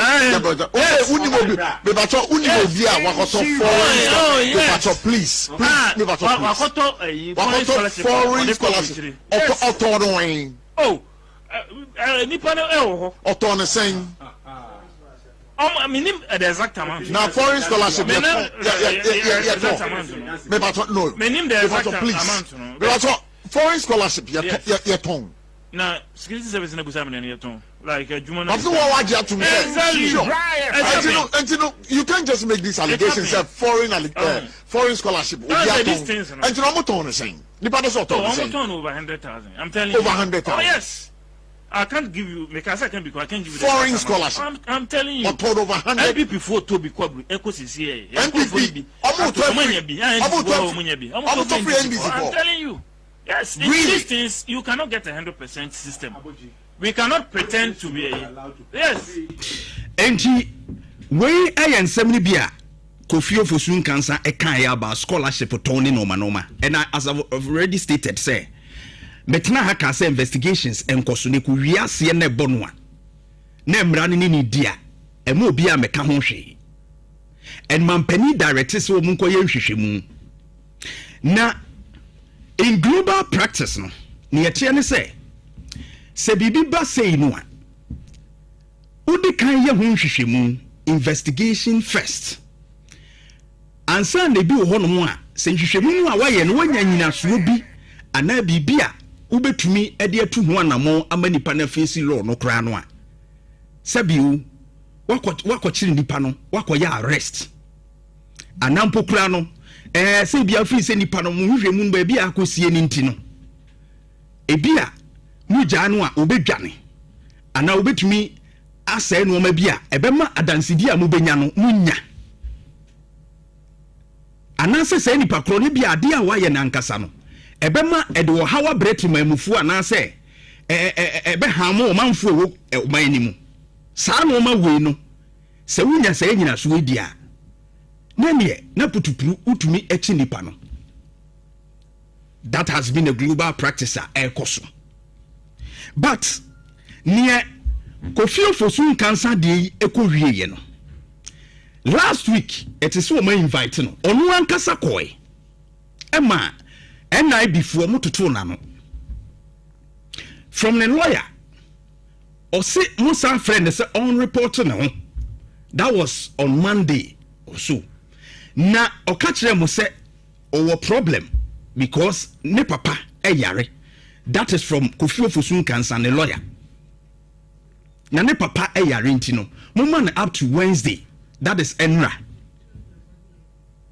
ne yete ya ne say ya be chi Kofi Ofosun cancer na wo mo chi no nso wieye no mo achi no atutu na no apede mo pa wie nso a bela according to the lawyer no omo ya yesi ye money bill ye detain no ye money bill ye detain no after everything a mo ye awie no na minim se asem no waka de se nokure wom se nokure enim no ehwehwemu na wie ye ene be kire se eye abonefo sem anase bia ade no oye ye no enye papa ese ye twena so no court na be twena so enye na ibi na be twena so na enhwehwemu koso a enwie ye na wo ka nipa sha kukuam ana kukum se what detain no wo man bail agisa nkrofo yi dede wo monten so edonkuma a release statement manfo kasa se criminal libel law na wo ho a sa abre no udi atema na aka bibi kura na bia ebegu aban hu fi na ebegu aban adwumakuo bi hu fi and ebeye bibi a eno ye nam so kire wo no na ye ha wo no sa amra no ye ye firi ho mampani kofo time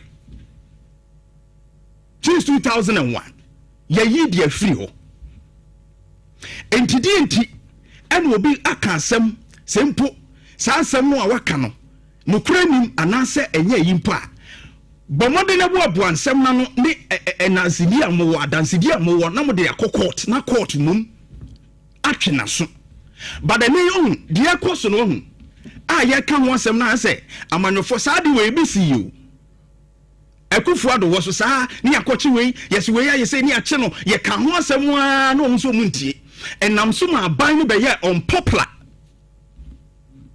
ne hu say ekufu ado be ye te say tyrant uya ya besom ye ni soja aban mu biemu ye ni soja aban mu biem emra ewo ho ekwan ya se ye faso edi dwuma wo ho edi nti ye pese ye show how power lies say investigative bodies ni nyina akoye te say gisi ye chi obi ni ye kire ni bibi ansa enti case no kra ye nkodi ni wo court no na nipa na say ya kire ni bibi ansa. What is this? What is this? Nipa no yenye ni nasem a ye nyina ye nim se emra no e kire ye se until say nipa no ye be prove say we are guilty no e ye court until say be to be prove no court no be prove but the be kan say that nipa no so a kire ni bibi say makonko na ni ansa to the extent say wo be chi nipa no kura no atoto na no awia wo mo di bail as me detain no enti ankoye de da enkiye release no ade ne ye ho sa no because ye wo tumi se yetimi de ye bibi nti no na ye gusu ni ye okoka na full soldiers ni bia be defend say ai na wo mo chi ni ko hwemu no wo mo ko hu 5 scholarship awards letters UK 2014 one no objection letter GSS one keka documents a wo mo ko ni fie ko hwehwe wo no wo mo ate sanyina. The issue is that investigation obi anka so strategic investigation enkoso but the way ye chi obi ase ye pese ye de ni hyem na ye se nipa no wondwane enipa no sabe ade a wo kan no emu obi mu ani ade cha betimi aye nhwehwemu no wabra enye se ade nipa ni even Supreme Court Martin Pebu versus Attorney General 5th May 2016 this Supreme Court for aka say even murder so obi ade ewu mpo no ye mane bail ade ntina ene ye chi obi a bail ye sukra na ye soda ma na ye chinchin ye che say adai. These things some continue there. Abanda down so no ye ni we no oh goodwill no you go as a candle no I'm telling you. And then we be brave ho aban no eso wode nani hwe sa no ma we as security agencies national ase no the goodwill of Muhammad government no he is a candle ehim. What are your investigations ni we? Gather your evidence. Send him to court. Say detention you ni say e ka dey ni epe na be hu ha and omo promise letter omo try Calisius Muhammad try and the call enti mampani ni mu bi all these ayi nyina and the mampani din ba mu no adieni even nadampo ye mabio mu nyai sa de no yini soja aban atwam na to the politicians ye will be amwa da mo friend no political speech next will be akotrase amanyo semti bi obeka no okasa no akoka bibi kura akoye hu ha mumian guide a speech obi o wa na mabontin sabi onye obia okoka asem a enye hwe but we former appointee Now we can't carry weight. And the politicians no so no. And someone who got radio so can you no so when you're careful. There are so many channels ube to me the report near the idea faso.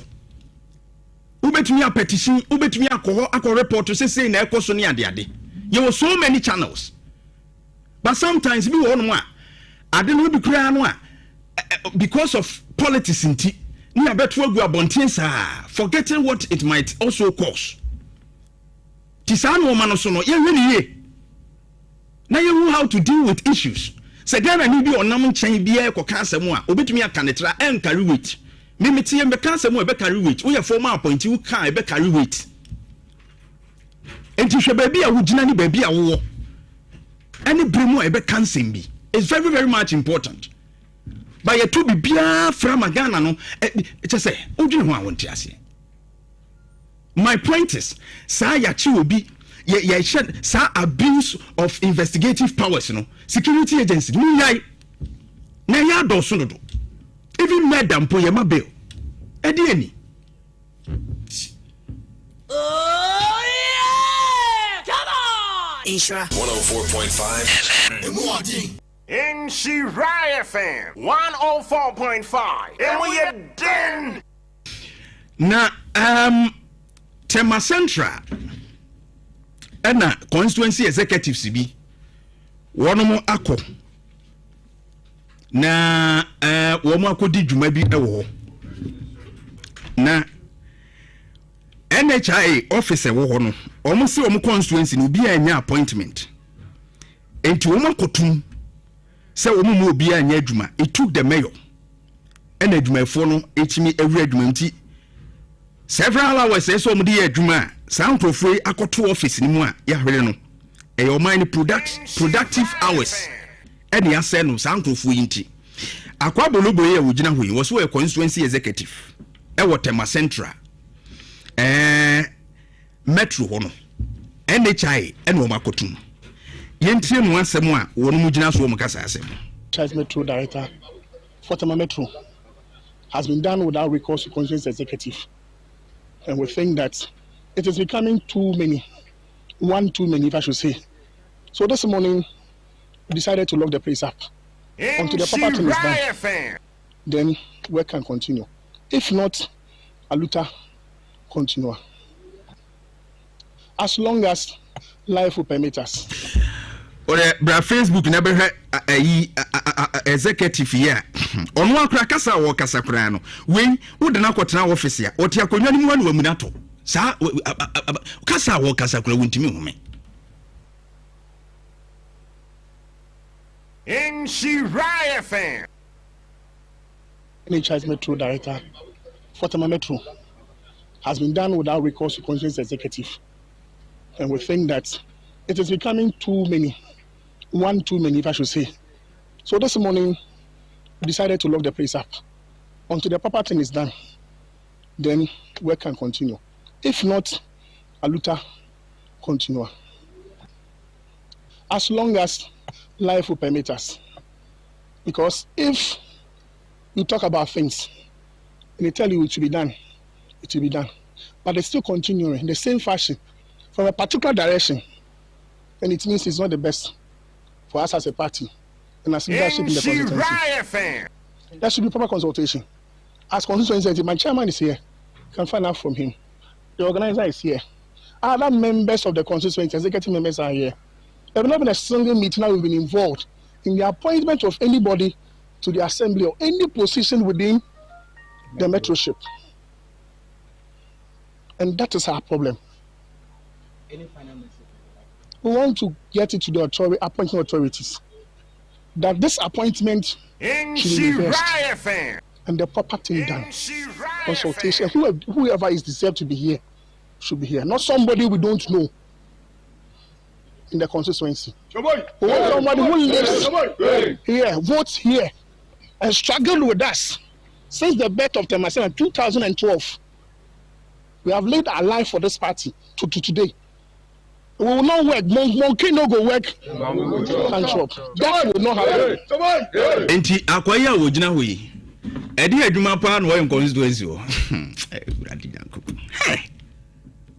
Chese politics we uka chen say onko rounds wo constituency wo kra no na bia party no ye campaign wonko ye campaign akwa we betimi aye campaign across by 3 communities kra kasa kra wo kasa kra rebra wo bre akwa ye ogina we wobetumi ara ne 3 communities kra wie ene ye ne abre ene ye yi enti ye mpremo bia mfiri ba bi foforo ma ya appoint obi so wo meye metro ayi NHI no wo meye pani wo tema metro ho no omo so omo mpene omo na executives say ya nyi obi amfiri omo ho no mo a omo na NDC fo ma ya aduma ya nyi obi amfiri ho no mo a wo mo mpene enkrofo we bi na ese ye chi wo omo akoto aban aduma mu a adumafo aba wo ntumi nwuram na ebi abeka pnachi bi firi chichi na ba aduma ta ada no enso omo gina chi omo ntumi nwura office nko ya aduma amanfo atu kwai so mbehwe omo na NHI card any ade national health insurance aye renewals and oma for customer care no sanko fo ni nyina be kachiri because of enkrofo bi omo fin se oma ya aduma ma party nti yakoto aban adumam NHI no enya NDC diawo yeka government aban aduma enya party bia de kosisi wo and so hours na makotum no a aseye aduma mbre nipa enya that opportunity na me answer wo mo no we mu na ese echi wo mo it took be bright na your why ade e competence enya me na mabre enu nti ne abre wo man mu no obi wa tsebe ti bonkoso bia wo ni mu hwe ne ye de na kosi office because wa bra ma party ti bonkoso bia wo ni mu hwe ne ye de na kosi wo saade na na ekoso nti ye nwuma ni nyina wo bo se na esei akwa we wo ma no kwai so wonya grounds to see community so betimi ai simhua ni aya na chese wo man ye sei no bia ye de ope munchi we mu o ma say productive hours aban sika ene nke ye di hwemu na obi adwuma nko be ma kwan ma we akoso. Oh yeah! Come on! Ishra 104.5 FM. All right, Ishra 104.5. Abusia ma minko din komo kakra. Emra, unim se ko akuafo so ho nsem no egusu adenden ekoso. Na mene eye nana kojo amoako 2021 National Best Cocoa Farmer. Abetwetwe komo unim se emra mampani putupuru wono mu hye emergency cabinet meeting. Papa yi ono nso adokoko no anim de ewom kakra na expectations ebe hu afri no. Ramo, good morning. One morning. Na pomi ye de. Ye me daro me ye. Ye da nyame ase pa. Se koko no gusu ado hu. Ni gusu pa. Wow. Okay, edi kan menye correction kakra. Okay. Ye premier na kojomo ako National Best Farmer 2021. Currently now, me and I'm saying Ghana Pollination Ambassador for the whole Ghana. Ghana Pollination. Okay. Okay. Ambassador for Ghana. No mudi juma ben. Yena ye share cocoa noa.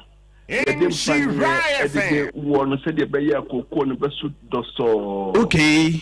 Enti eno no ye hand pollination noa. Wafu no 1 acre be when you cry 20 bars. I said 23 bars. Until 98 no. Wow.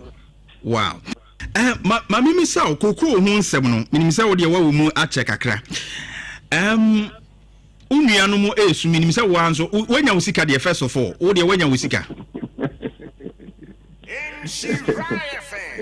Wanya wo sika de.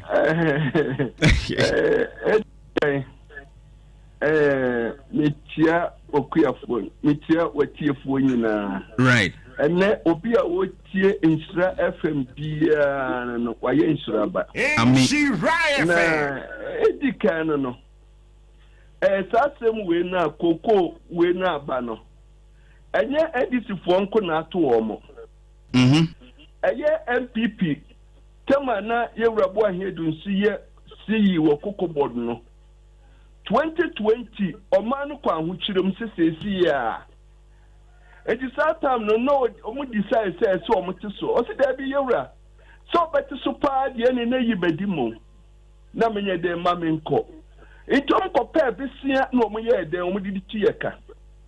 Eti we say no kura ni Nyankopon di mu no. Cocoa ni ba 10,000. And a saba 9,000. Na ba sa we ni nyina den no manton. Eti se binye kuya ni na kan say nye den enton cocoa no.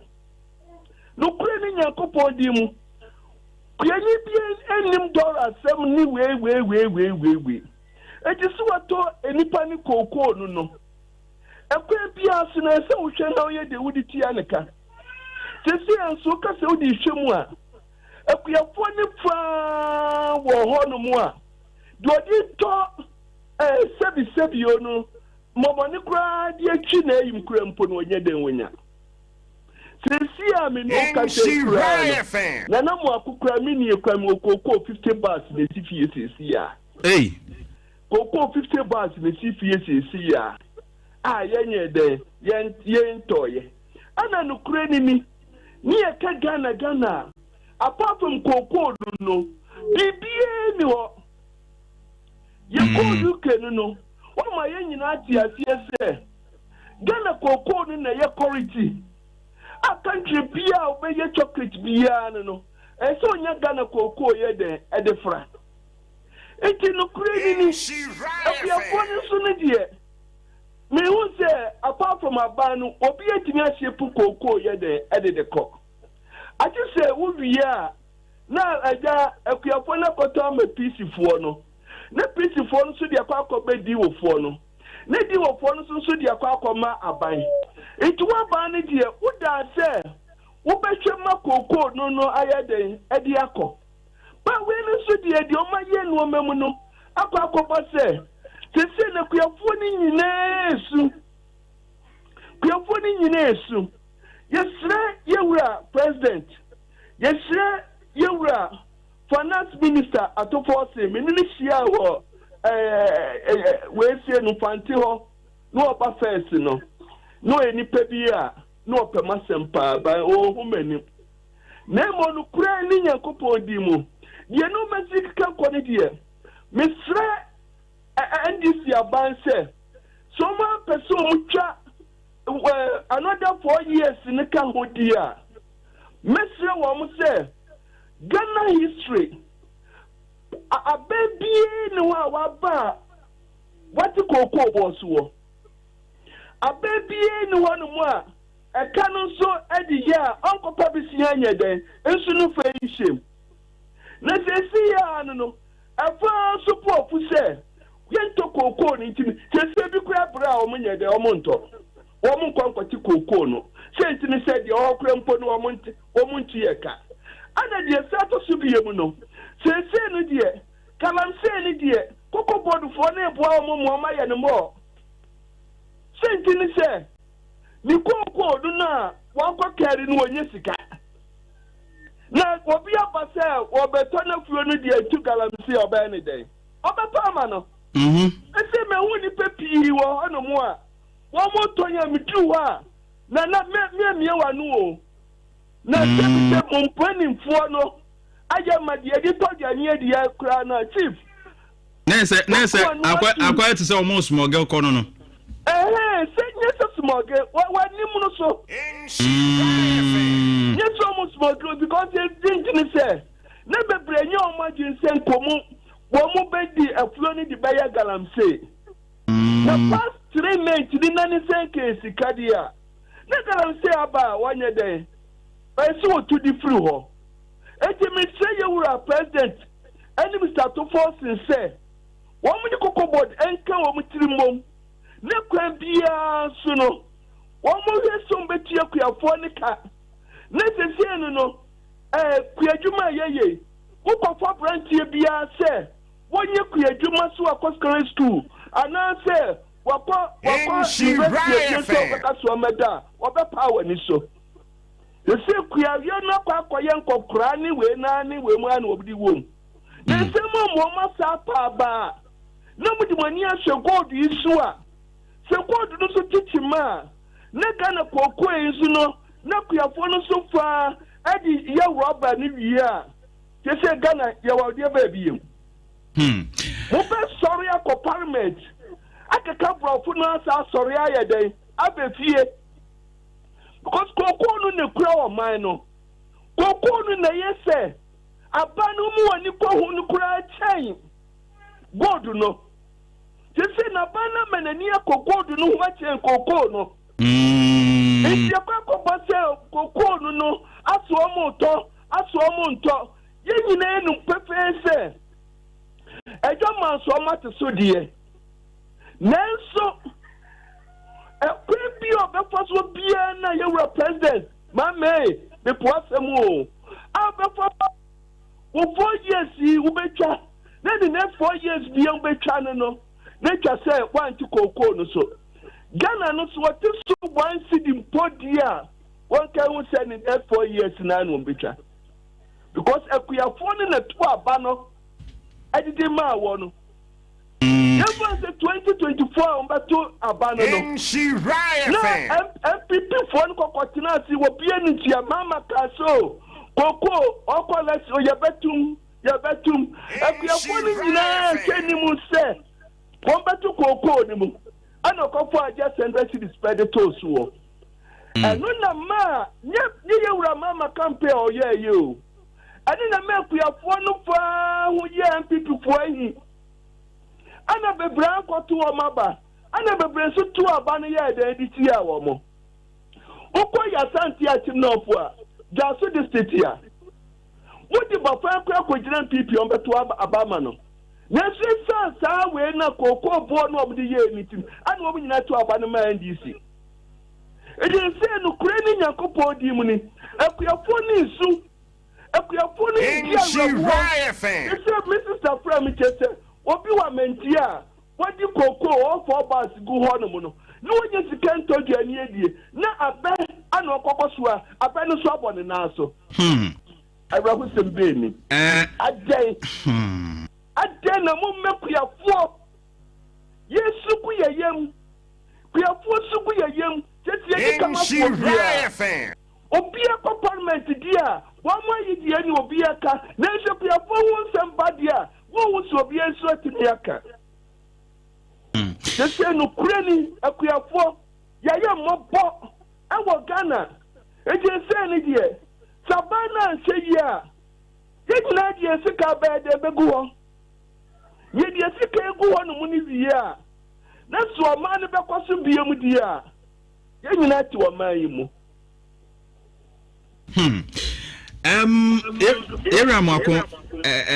very sad. Me too pain no, but aban no kyerɛ sɛ sɛ nka ɔmo ɛyɛ nsakyerɛyɛ bi a anaasɛ ɔmo gusu yɛ nsakyerɛyɛ bi a ɛno bɛboa ma kookoo buo no ɛkɔ soro a na nka ɔmo wɔ formula bi ɛno nso bɛma na akɔ soro na nka ɛba fam te sɛ deɛ wiase ama so no kookoo no buo no aba fam no so a na nka wɔn so ama na aba fam sɛ bɛyɛ a nkenko yɛ te sɛ ɛka bekam bebree no mu nya sika no ntimi ntua because bo no wɔ soro no mo so kɔtɔn na sika efiri mu so ba ne so a na ɛha adwinti ɔmo be change prices no ho ɛyi kakra mo ate saa de no na we no mo jetum mati kura dada nanso nya de bɛboa oh za nya de bɛboa yɛ KuroYiMuNsem because kuani ni de wo abana na ɛsɛ wo sɛ wo nooma we ni sɛ no say 2024 say boy here do akwa nkwaje besia waji besia no wa Ghana hanu banks na wera banks no mu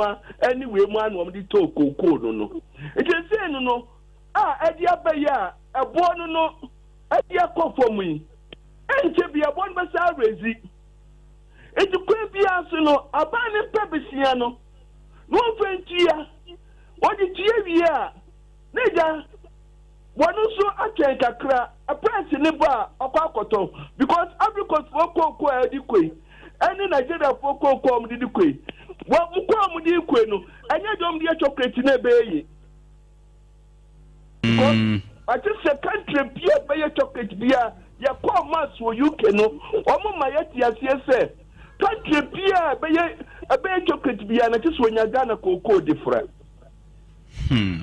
it is a say na Ghana koko ni nkono no wo mo so chocolate ni no mo de ye no eno so nko ye ma wo mo it kwe bia so no what be say we yenche wo Africos any ade yenu say Ghana ha de abani ma yenuro kakra wo ma spray so kakra a yen nyina so yenitia Africos wo nya he ba mo so price no entimi kosoro ba Ghana ha so no we ya yo mo ka say yen nyina tia sie no mo di yese kim epo ni nya kosoro ade o mo gina no mo ye de o mo gina e je say o makaka yensa ye de agu yachi yesu ye ni kama fu obia e je so mfi say o mo beti so dia o mo ka ye fan ke mu ho na tie nya di bedua roba ye di edua roba ni atena se ene se Ghana neja ye beton Ghana o maton Ghana because apart from cocoa ye ni bibia kokobo besia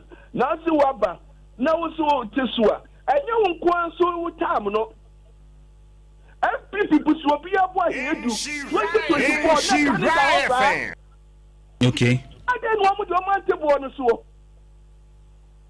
why hedu ketra president bia na na kufu ado say so obete bo no so dia one free so onyi na di so awu na djuma ye itom ko pepe sia no mo di shebu ana mo di to kokoi ana fe kokoi ni ye den aside call esuro enti de say na nkasa no afa bebi wo ha kokoi ni call 10,000 no awa mane ni no wo ma hu kokoi ni call 10,000 no wo ma hu kuyani bi na ka say mo koton kokoi no na se mo ye so ha mi atesuwa ene kuyafo de yo ma sembe okay mate Kojo Amuako ye beda ase anope. Nana Amuako. Nana Kojo Amuako. Ye beda ase anope. Yo. Beda se. Nana Kojo Amuako 2021 National Best Cocoa Farmer and of course pollination ambassador for Ghana. Na Otin and Kano, I feel their frustrations. Had dream by emergency cabinet meeting. And you be doing komare. What will be expecting actually from a briefing no finance minister Edebebano na yahwe se sen Edebeko ene ho nsensem nyina na ye nuano mo ewo Nigeria won mo plane baako se nyame amfa kwemu ananka enya asempa kra Areke Lagos Port Harcourt flight make emergency landing ewo eye Benin na engine na asay kra chese manfo plane de utim na ba say ya e say wiemu sachra ye ne no ma ekoso wiemu wo na no odin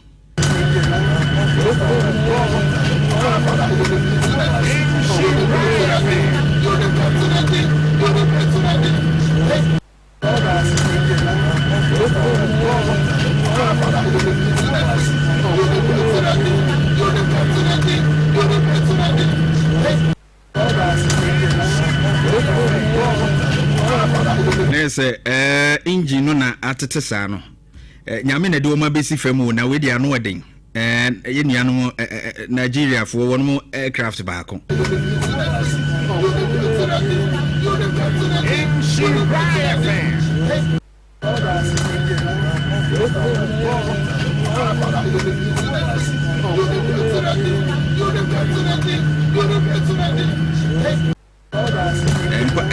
Empire ne bi bossa no duru say di empire no ano eden ewiem ho no na wusi akohe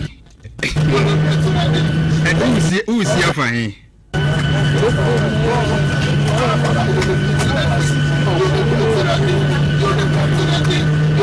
Jeff screen for me ebasi ya no eden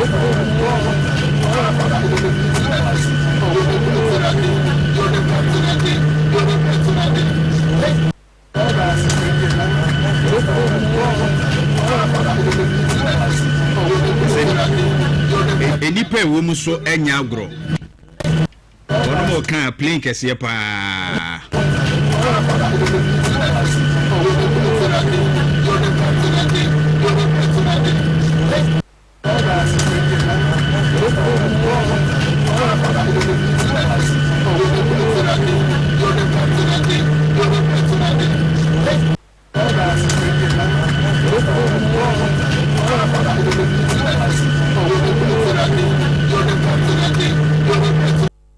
this is serious.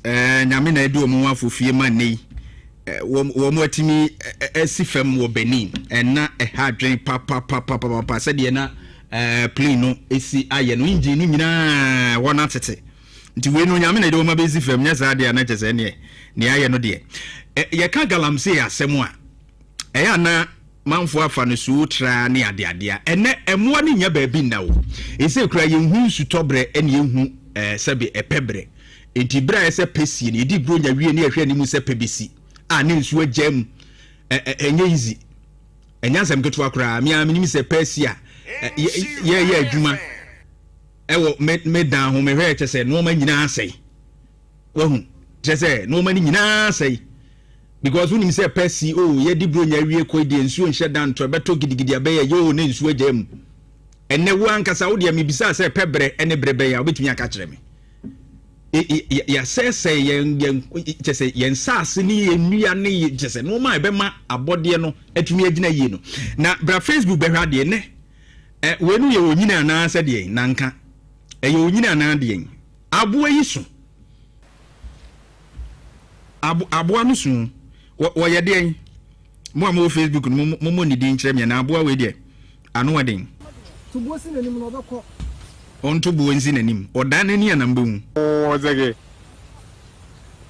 in FM o yiri pa Victor do yo bawo hey me hu mi do me first down ma hu yiri ai boy la one dey na to dey am yiri obi wa wa yo ai sanu no o yiri pa nye what muyo ali mai what you go train mu mi what's the red ade we nya second emoa no kura nya ba bi na wure mu ho emoa ni nya ba bi na just screen for me emoa ni nya ba bi na abo zage muyo o yiri pa hey me hu mi do me first down ma hu yiri enti on se galamse na ye no anu emoa ni nyina wo mo ba bi o mo da habitat ba bi emoa no wo mo betimi ada ma mo ho ato mo ye se ho nyina ye just ye enti se wo mo ni na ebeda fie we wo beba no da wo mpa so kama wo beba fie no on se fie no efie wo ho adan wo na mante no mo nko fie wo kwam e no makohu sa ade wi aboa we nko main fie ba bia sa moa we wo mo main fie ba bia wo ko mo nim fie enso ene galamse enti wo mo ne ya betena enti be kakra no beba no onyini eda wo mpa so banka we no se no nke se wo ko politicians ni fie ho enso ya na wo mo mfa ho emoa na se wo mo hu kwan enti we no nyame nkyere wo mo kwan na nka wo mo nko politicians ni fie ho so hu ene wo mo ye galamse no nka moa no mo mfuma ni onyini eya akoho ai wo mo mfuma ni nkyere wo beba no na mo da wo mo mpa so kama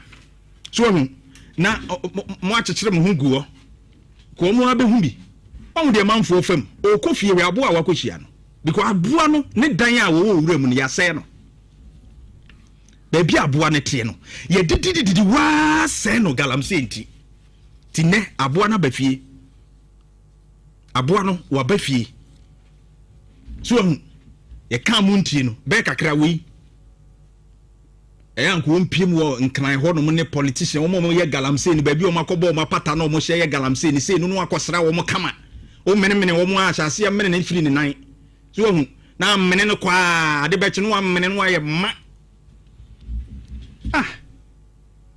in Shirai FM ebusuya ma men ko din ko mo kakramra na mene Richard Fiadomo or ye president for Ghana Chamber of Local Governance galamse hu sensem a ye kan ye betumi aya ye de bebu anene sei Rich, good morning.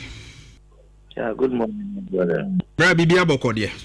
Yeah, me also. Adom ye hu ye pa. Mo de mo ani di ye nkrunkru amamu oni ade echi.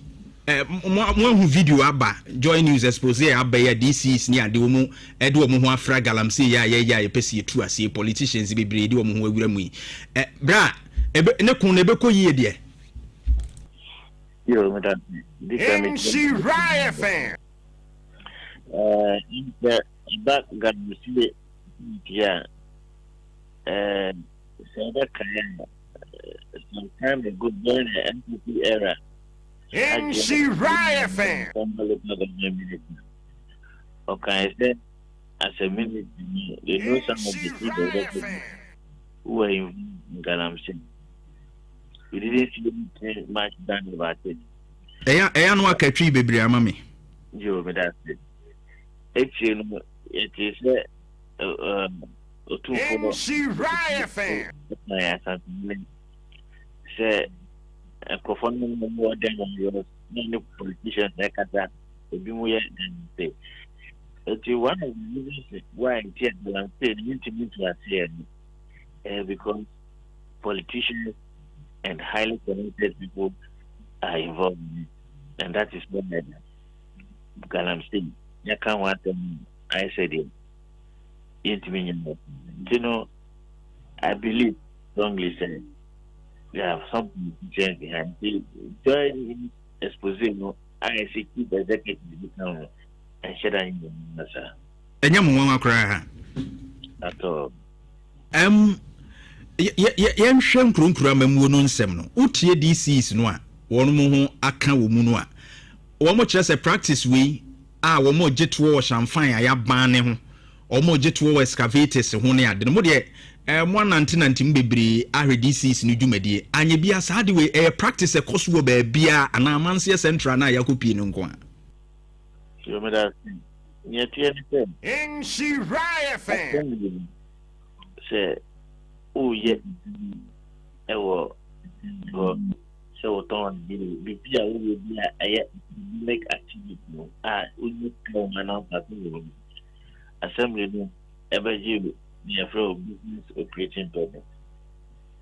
Who are property now said you are at the agent.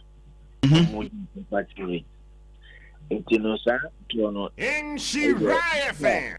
I will look at the Parliament, Shemrat, they are on into business permit collection of these things is legal. Now, yet you said about Galmusia. I'm saying illegal activity. In she riot fan. It is activity be to end. I'm not quite assembly no legal entity or multi this can enfi that a assembly there say or make it say munya say human not crime. It's yet the assembly can say or business operating unit and I say a champagne operated and I say that before one. Then that assembly and a chief executive himself, he or she are involved in the financial activity. If not, assembly, my shadow say, you see, no crime. And yes, so agents come on. You know, that's one is very highly unacceptable. But Ekobani say, and Kamumu Susu say, a dear Nanka in terms of Abaya or Teswa and appointees, you know. Then a momo recommend say ye I be to me den such a bana abo mu aka no so bi a omunye nhyase nye bi enu hu kakra. Oh, for me in she riot fan. It's essentially the president now happen. It's essentially the president clear and all the minus ba yeah budget it to scarcity. The moment to say it is a we are appointee of the president. Now there is evidence, incontrovertible evidence. Say we are engaged in Galmusia. Then I don't know what the president is looking for. Let's someone paying this ban if they are so executive to serve as a deterrent. Senior in a video, I say Baba Jama TV Nadia. The president's swift action by recording in she riot fan. Disposing the evidence is strong and it cannot be contested. Chief executive law involved in Canada honestly don't know what the president is waiting for. You should sack them, feed and allow just as it did in the Bavaria Okay. Wrapping up on the fight against Galamsey, no. Modi mo ni DJ kakra mobile rate aban saying mobile man percentage out of men can say out of 10 mobile man saying oh 6 yes because you see Usha Mama you see in Japan NDC and John Manama my yes there are some big stations here die on food nation internet microphone and buy no so do that Akufado should go after them. The reason I'm giving the 6% is that you share the effort and this exercise is money in the 9 months year. I think they are working very hard. But up to now in Sanka big things behind and we cannot see. Say, it's easy galant, it's easy to excavator. Excavators have census numbers. Those census numbers can be traced to the GVLA to know those who got those census numbers. But we are not that effort. So I want to believe that some of the time they burn the excavators because they want to burn the evidence. Because if the excavator trace it to the GVLA, you will know not that excavator. And that's why the big places, I think the government is not going after. The reason why your mom was not that. Okay. Richard, you better say anope. All right, Richard Fiadomo, president for Ghana Chamber of Local Governance, and you couldn't come out to say DC is no bibo on Galamsey anymore. I suppose no at the abantin you could demo and come on the assessment or view about a year Niako Sudina so far. In Shaw 104.5, Abishamamenka was said. And they APSA Abiena Pro at Wesika Semonon to Triena APSA Your Story Matters Ghana Help Therapeutics at the Ghana Bam Naba.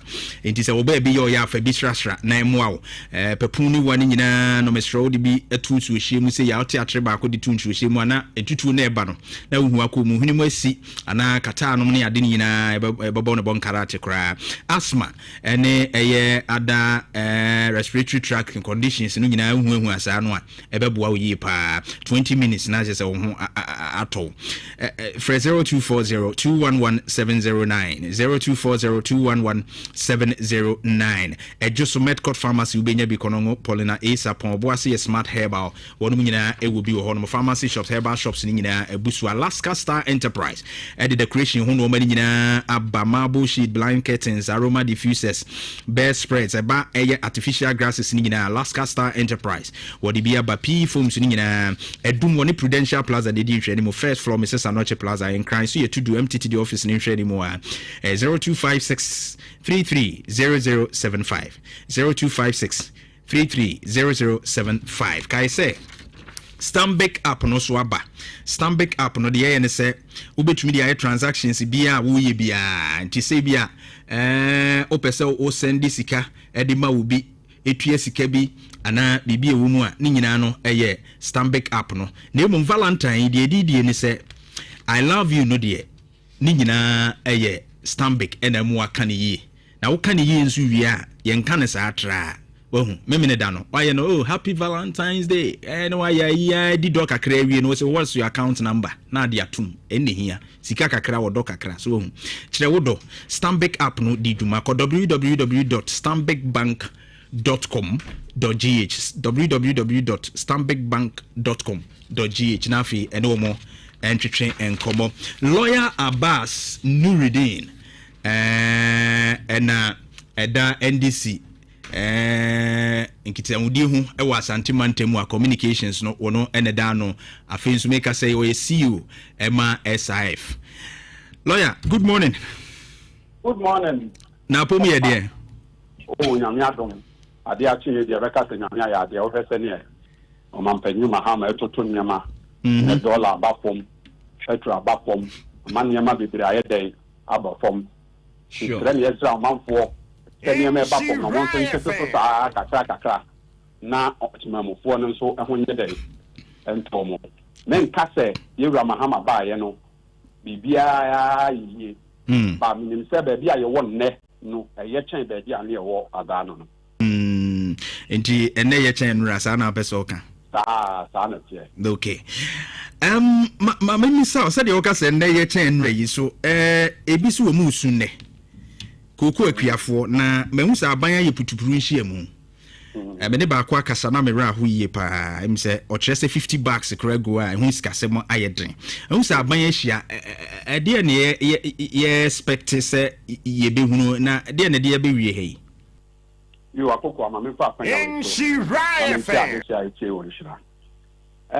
akoko asɛ ne ɔka no saa na kyɛ ɛm sɛ nanse baabi a ɔhaw kakra ama ne hom ne so ɛyɛ koko kua adwuma nim na me deɛ ɛyɛ no fi sɛ sɛ asɛm ba se a asɛm no wɔ sɛ yɛdom asukɔ ne yɛhu asɛm no baabi a ɛfiri a ɛba woahu asɛm no baabi a ɛfiri a ɛba a wonhu asɛm no ɛnɛ duaguberɛ ne nyinaa ne sɛ ɛnɛ a yɛwɔ hɔ yi yɛnyɛ sika ɛmfa ntɔ koko na ɛdeɛ nti ɛna yɛnyɛ sika ntɔ koko akokɔ asɛm yɛwɔ nim no ɛfiri kɔ apɛni pɛn so Ghana yɛ kookoo no yɛdi kan de kɔsi awowa agyi sika na yɛde abɛtɔ yɛwie a yɛde akɔ saa na yɛayɛ no a yɛkɔgye biribi a yɛfrɛ no syndicated loan yɛayɛ adeɛ bi a yɛfrɛ no forward sales na 2024 na naasɛ Dr. Bawumia ɛkɔ aburokyire ne aborɔfo kɔdi nkitaho sɛ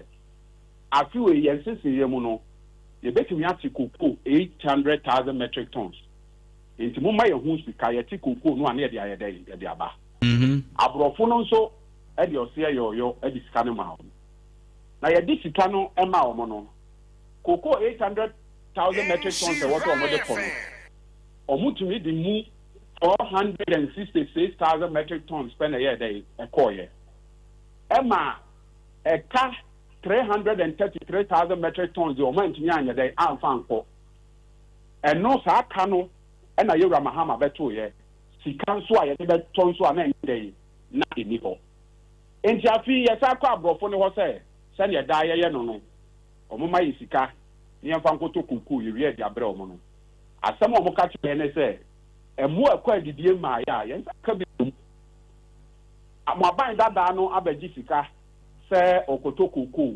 800,000 metric tons koko no a ɛnɛ bɛyɛ 300,000 ml ti yɛ ma mo sika nyɛ dɛ ɛnyɛ yie na sɛ sɛ ama aban ani atutu aka ne nsɛm na nea ɛyɛ wɔ asɛm no mu koraa ne sɛ koko 800,000 metric tons no ɔmo tɔn 1 ton a yɛyɛ bibi a fɛ no forward sale 1 ton bia no yɛtɔn no $2,600 ɛnɛ yɛ kaa yɛ kɔtua no 1 ton bia no ɛyɛ $3,100 na kyɛ sɛ yɛ musi kɔtɔn no ɛwɔ sɛ yɛyɛ de $500 ɛka ho ansa na yɛtumi atɔ 333 na yɛ dɛ akɔtua ɛno koraa da nkyɛn a ɔmo sɛ gya ɛka ɔsɛ kasa ne ne nya mu NDC yɛfiri aban mu 2016 no yɛgya cocoa board yɛbroni frɛ no positive equity of 1.8 billion according to 2016 audited report cocoa board na kyɛ sɛ no so ɛka ne bia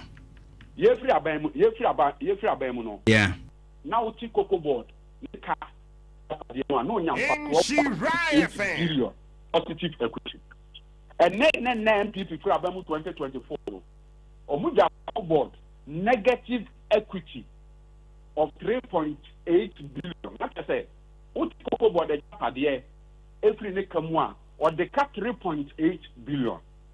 And sana cocoa board saw contractual commitments 32 billion. Na ye breakdown no say next year. Ye do tax bottle ye did cocoa. Lawyer Abbas. Yema positive equity ne enye clear kakra. Yati efuonti. Na se de ekire ne se moko no. Ewomu se sika bi a se etua be 1.8 bi wo ho de nanso wo ka cocoa board. na japade ne de owo nyina bomu a ebro saa aka no anke betumi atua aha yenye ne sa eye mfaso right okay bane MPP KuroYiMuNsem bottom kwano because of ntobo ani kwa bedinti no o matoko ko bottom a ye be use no the next 10 years no o matoni nyina agu ho e na omokọ eno ayeka eda ho ejo koko rose nkwano omuja contractual obligation 26 billion na 26 billion no emu 21 billion there 3 years 2018 2019 2020 na yakoma won't minimum contract or Western region any apalumo pumano ni ade de 21 billion for 3 years KuroYiMuNsem no mo sa ko gisika ewo African Development Bank $350 million so mo di besie koko a aye dada no mo di abe rehabilitate 156 hectares of cocoa ebra mo kono no matimi rehabilitate only 40,000 hectares per banasi kanasa no masa afa cocoa board sika 700 million ayede enti ebra bi ma ya cocoa board akwa ahohiahia mu te se de MPP for de omo ayede akomu no na NDC yetira anyeye ye na oha we nyina abeyire yeso yewra mahama o se be men sin suo mu ansan wa ham ene tuo nto so a be ma boa na ede isi wa masa will be charged nti se your how ne ti bia no obesi ano nti nra oto ne nsafre ne sikasem enim difo nyina mo musia ya enne omo be ma kwan foforo kra ye de ebeto koko e wo Ghana ha na minim se enne nkosi awie ye no kokofo ebete asende but ye what Ghana fo nyina hunu ne se KuroYiMuNsem na ba na yenye de kanto koko eye sika ye koje 2024 na do ne Dr. Baumia penso a ye see ye de to koko 800,000 metric tons akwa ye de 466,000 pen ko ya eno ye see ye dey ye maiska. That is where the source of the problem nti nipa MPP ni eno one ma koko ne ko akwa tifia ko nsuo eno oba anafo aye dey abebusa ba ye de yenim say ye church nsemu a Ghana fo ebechi ase na o maka ye ho na ye nyina no o how no aba no yesi ano. Right. Me bring quickly on Galamsey, particularly Amansia Central, the any other areas yabobo so abay on the expose no. As a man for calling on the government say why you slow in sacking these DCs because Womudia when they agreed say omo air taxation fine, which is some fines we are banning illegal. Who take calling no sir and echo. I don't know. Eba say no as obi a woka party mu panyi ewum no. What tie mu kakra bibi nam kwan mu a eba no eden ma wo mu ana say mo yi mani. Akupa. KuroYiMuNsem ya dia. Idi o maninya. Na aban bia ni ho a wa kire o pepa so obesi Galamsey awno ano echen yewra John Dramani pam oba ya na mo awu na abreso ye mra bi LI 2624 na forest reserve etimi koye eye mining wom ene yewra mahama ba ye watwam say forest reserve obia ni ho obesi nya koye mining wom. That is the first intervention.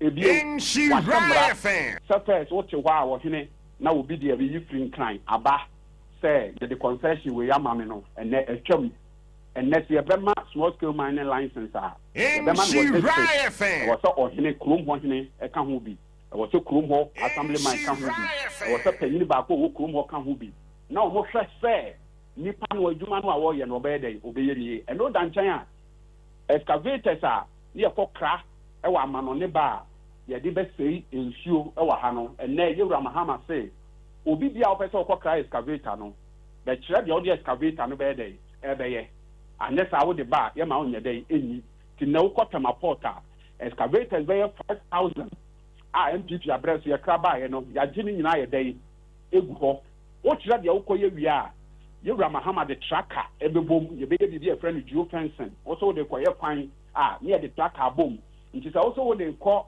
ɔboase ne ehu sɛ wo de ne nam so a ne ehu sɛ galamsey yɛbɛdum no ne abɛfa ɛyɛ machine no nti wohwɛ a ne nka sɛ forest reserve bɛyɛ 9 a na amanfo agye abɔ so te sɛ Jimira ɛne Jimira extension anwea so ɛnom ne ade a na amanfo agye abɔ so no ɛnɛ Yewura Muhammad tini atu ho anamon ɛnɛ yɛakye nipa more than 1,000 a na ɔmo yɛ galamsey adodoɔ no a yɛ prosecute Yewura Muhammad akyerɛ ɔpɛpa sɛ ɔbɛko galamsey bàtí tí nso nti yà yẹ nyà ẹkyẹ so a galamsey kó no ẹdade a ẹẹdẹn nfa still amanfo wia ọmọ ho yẹ deɛ but obi bia ọdún ohun bɛkɔ akɔhyɛ galamsey mu anyɛ kwan fa so no ɛni asɛm to wa na ɔpɛ na me ba amanseɛ central asɛm ne so no akoko asɛm nim sɛ mpanyinfo wɔ asɛm bi ɔmo ka ɔmo sɛ suhyɛn fa wo ho yɛ nyɛ dɛ yɛmuya wate aseɛ suhyɛn fa yɛmuya. And the principle of natural justice. You don't condemn somebody on head. I just don't feel no so. And who feels so be a dibonia, I just say, oh man, of the right to be heard. Now, a man say central seminal. You don't want to call you facts no send you a chair saying. Year 2008, a brother man penny for 4 buying maybe 3 hakono. Ena amanse another district assemblies ni bebre wa mining areas no through their free system arrangement no assembly no ankasa ye mbrase obi bia a wodi akukase adwuma wa ha say small scale mining no say large scale mining e was so tia bibi e de ma assembly no ne de bo assembly no ho bra enti abia no hyase 2008 besim I think 18 years. MPP aban ne koye. NDC aban no ai ba ye ebe kan fie nwotwe no saa fie no no omoje. MPP aban ye ba ko na anu ya no omoye de omoje. Na saa sika no enye se nipa ba ko na eje ye koto assembly no account so. E ya de assembly members e wo ho nyina na take a pass resolution e na omo aye de aye. E de wo se DC implemented. Na ye nia em so wo ho die. Litra anye yi ono na breso e na ade be day ebe yehu. Can we say reasonably say ade a no ye edigi sika gu ni botomu ana ye hwehwem aka to assembly no na fix ye ade a ye no 18 years ago in Shiraya no putuom e ma onu botomu a na ye de hon kansa ne bɔ no a eye ya na chete ye district assembly no nyina na appeal your mind no now ma chete district bebre so amine no ho no omu nyina nso e ko pass sa by law de bi enti ani mani mu ya de e wo se ye ne se e wo sa assembly ne sa ko back na sa de no mu ko twam na e ko ba se o ya assembly a you can legislate to generate revenue from an illegal activity. Me asam no me hebu no sane me ti ase no enye owura no enye owura DC no e no no de ne pe oba ye ya na ode ne pe ene nam no oje eye eto egu ne botom but the question that dodo no ye bisa ne se o hwe eye champagne na wa ban ya ban se champagne kura ni sales ni normal bia me enye yi so ade a aban we no ankasa declare as oton uyusu a eye illegal no then the person is taxing sa ade no na ban no akon atia no a I think that okay akoko I will cut the person you are not being person say you can't pass a resolution assembly members district assembly no executive committee it is a parliament. That's a Manchester district parliament assembly members government appointees and nyina ka ho na akotena ayemra okay we DC ya wo de ne ta wo be ya adwuma na enye ono ne breso kra na ye sa amra no ya ye mra no 18 years ago MPP abedi mfie nwotwe ko omode mra no ya adwuma age sika MDC it's a collective systemic failure. So and idea me part of me both. Okay. And sika award ne call no ani bottom and then pass some in Shiraya. I think that was by no any day eka. And ya can you see our mining district with Bria or Mako yes amran. I think for us not to have detected this thing at the very stage, was very problematic. Yeah. So I think even though Minianoba and Nanta was among sure. You free hono. Honam from Soka Kraba. Yeah. But maybe me feel say asemo ya the one cancer bonwa. We have not been fair to him. That's this year or by and what and the MP no so ji who sky and Panimra. You the point. Young go for Namra. Not district assembly members name him for or Mudim say a dear way idea any quantity here do more share camera. But way any addition idea and from me and co for you. Okay. Oh yeah, and me now cover ya. And near my cotton you near Nembra a boy brano yen satramu. Okay. What is satramu now cast at the end of the 2 and I'm for you to mention me ya. Obiani ni ti obi ye no ono de wa fa ne ho adi na wo koye ye na ne ho aye dey that's true but I think ade na be tia mu yeah na ya fa ne all right lawyer Abbas ni reading ye da se anope Amen. Lawyer Abbas Nuruddin, Chief Executive Officer for Social Investment Fund SIF. Onoswana that communication anoma NDC wa Ashanti region and Oten and Kawan Galamse and of course KuroYiMuNsem Seminole. Ebusia yantwetwen komo kakra na ade driver for ni bi ye no we driver ni also ye DJ driver ni a entine ye nya ni party car nim eni party car animu no mo hwe no no wo yesi enti obi innocent person bi a wo free adwuma ba na so atu kwan a wo ko ni fie asomdwe mu no na we wo de akofra tra ne so hwe nipa dodo e wo car animu nyina obi antimi ahunu ho sebe nyansa nka nkyere ne driver de wo yi utimi jai stia mu na wo DJ just ye so ya kire bi pa o bra Facebook be ha de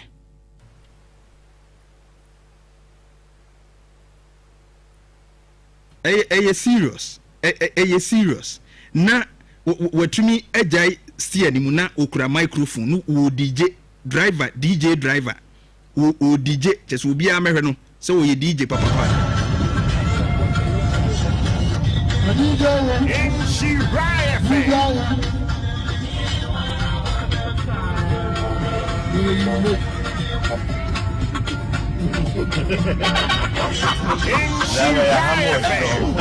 Enti akwa na ote front no kura na mete na se yenye nti wo tu a wo ye we no pa nti e ka de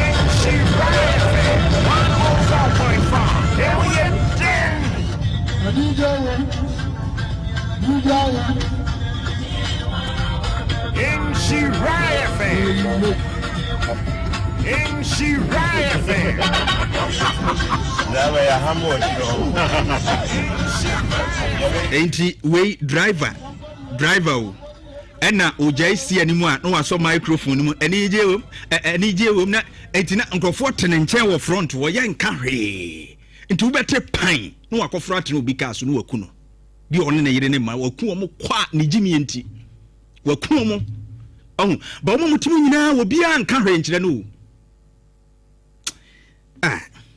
baby bi ne yeti abisa ma menka say Dominion Herbal powder aba nti unya atre ba ko na de friends wo hie wo de friends wo hie no a wo bo na no pa ne anwumre a bibia be fine ti se pressure ne wo so diabetes untumi na afensu yade krankro no ni nyina Dominion Herbal powder ne beboa wo Dominion Herbal ointment no so ba bia ye wo ya bia fa twitwiri na pharmacy shops herbal shops ahodo ni nyina nso abuso momode ne from 0245 455 740 0245 455 740 Insure FM oba ye front desk won so a obetumi enya bi na okokonongo Polina Isa Ponkumase enso Tafuni Road have me Misty wɔnom nyinaa ɛwɔ bi Dominion Herbal powder no for your well-being wo de bɛhwɛ ade o Facebook deɛ wɔyɛ no ɛtɔ da bia no wɔyi n'ani no wɔkɔhwɛ manfoɔ so wɔmu fiele nnwom no a no ɔno akura microphone hwɛ ne nsa baako pɛ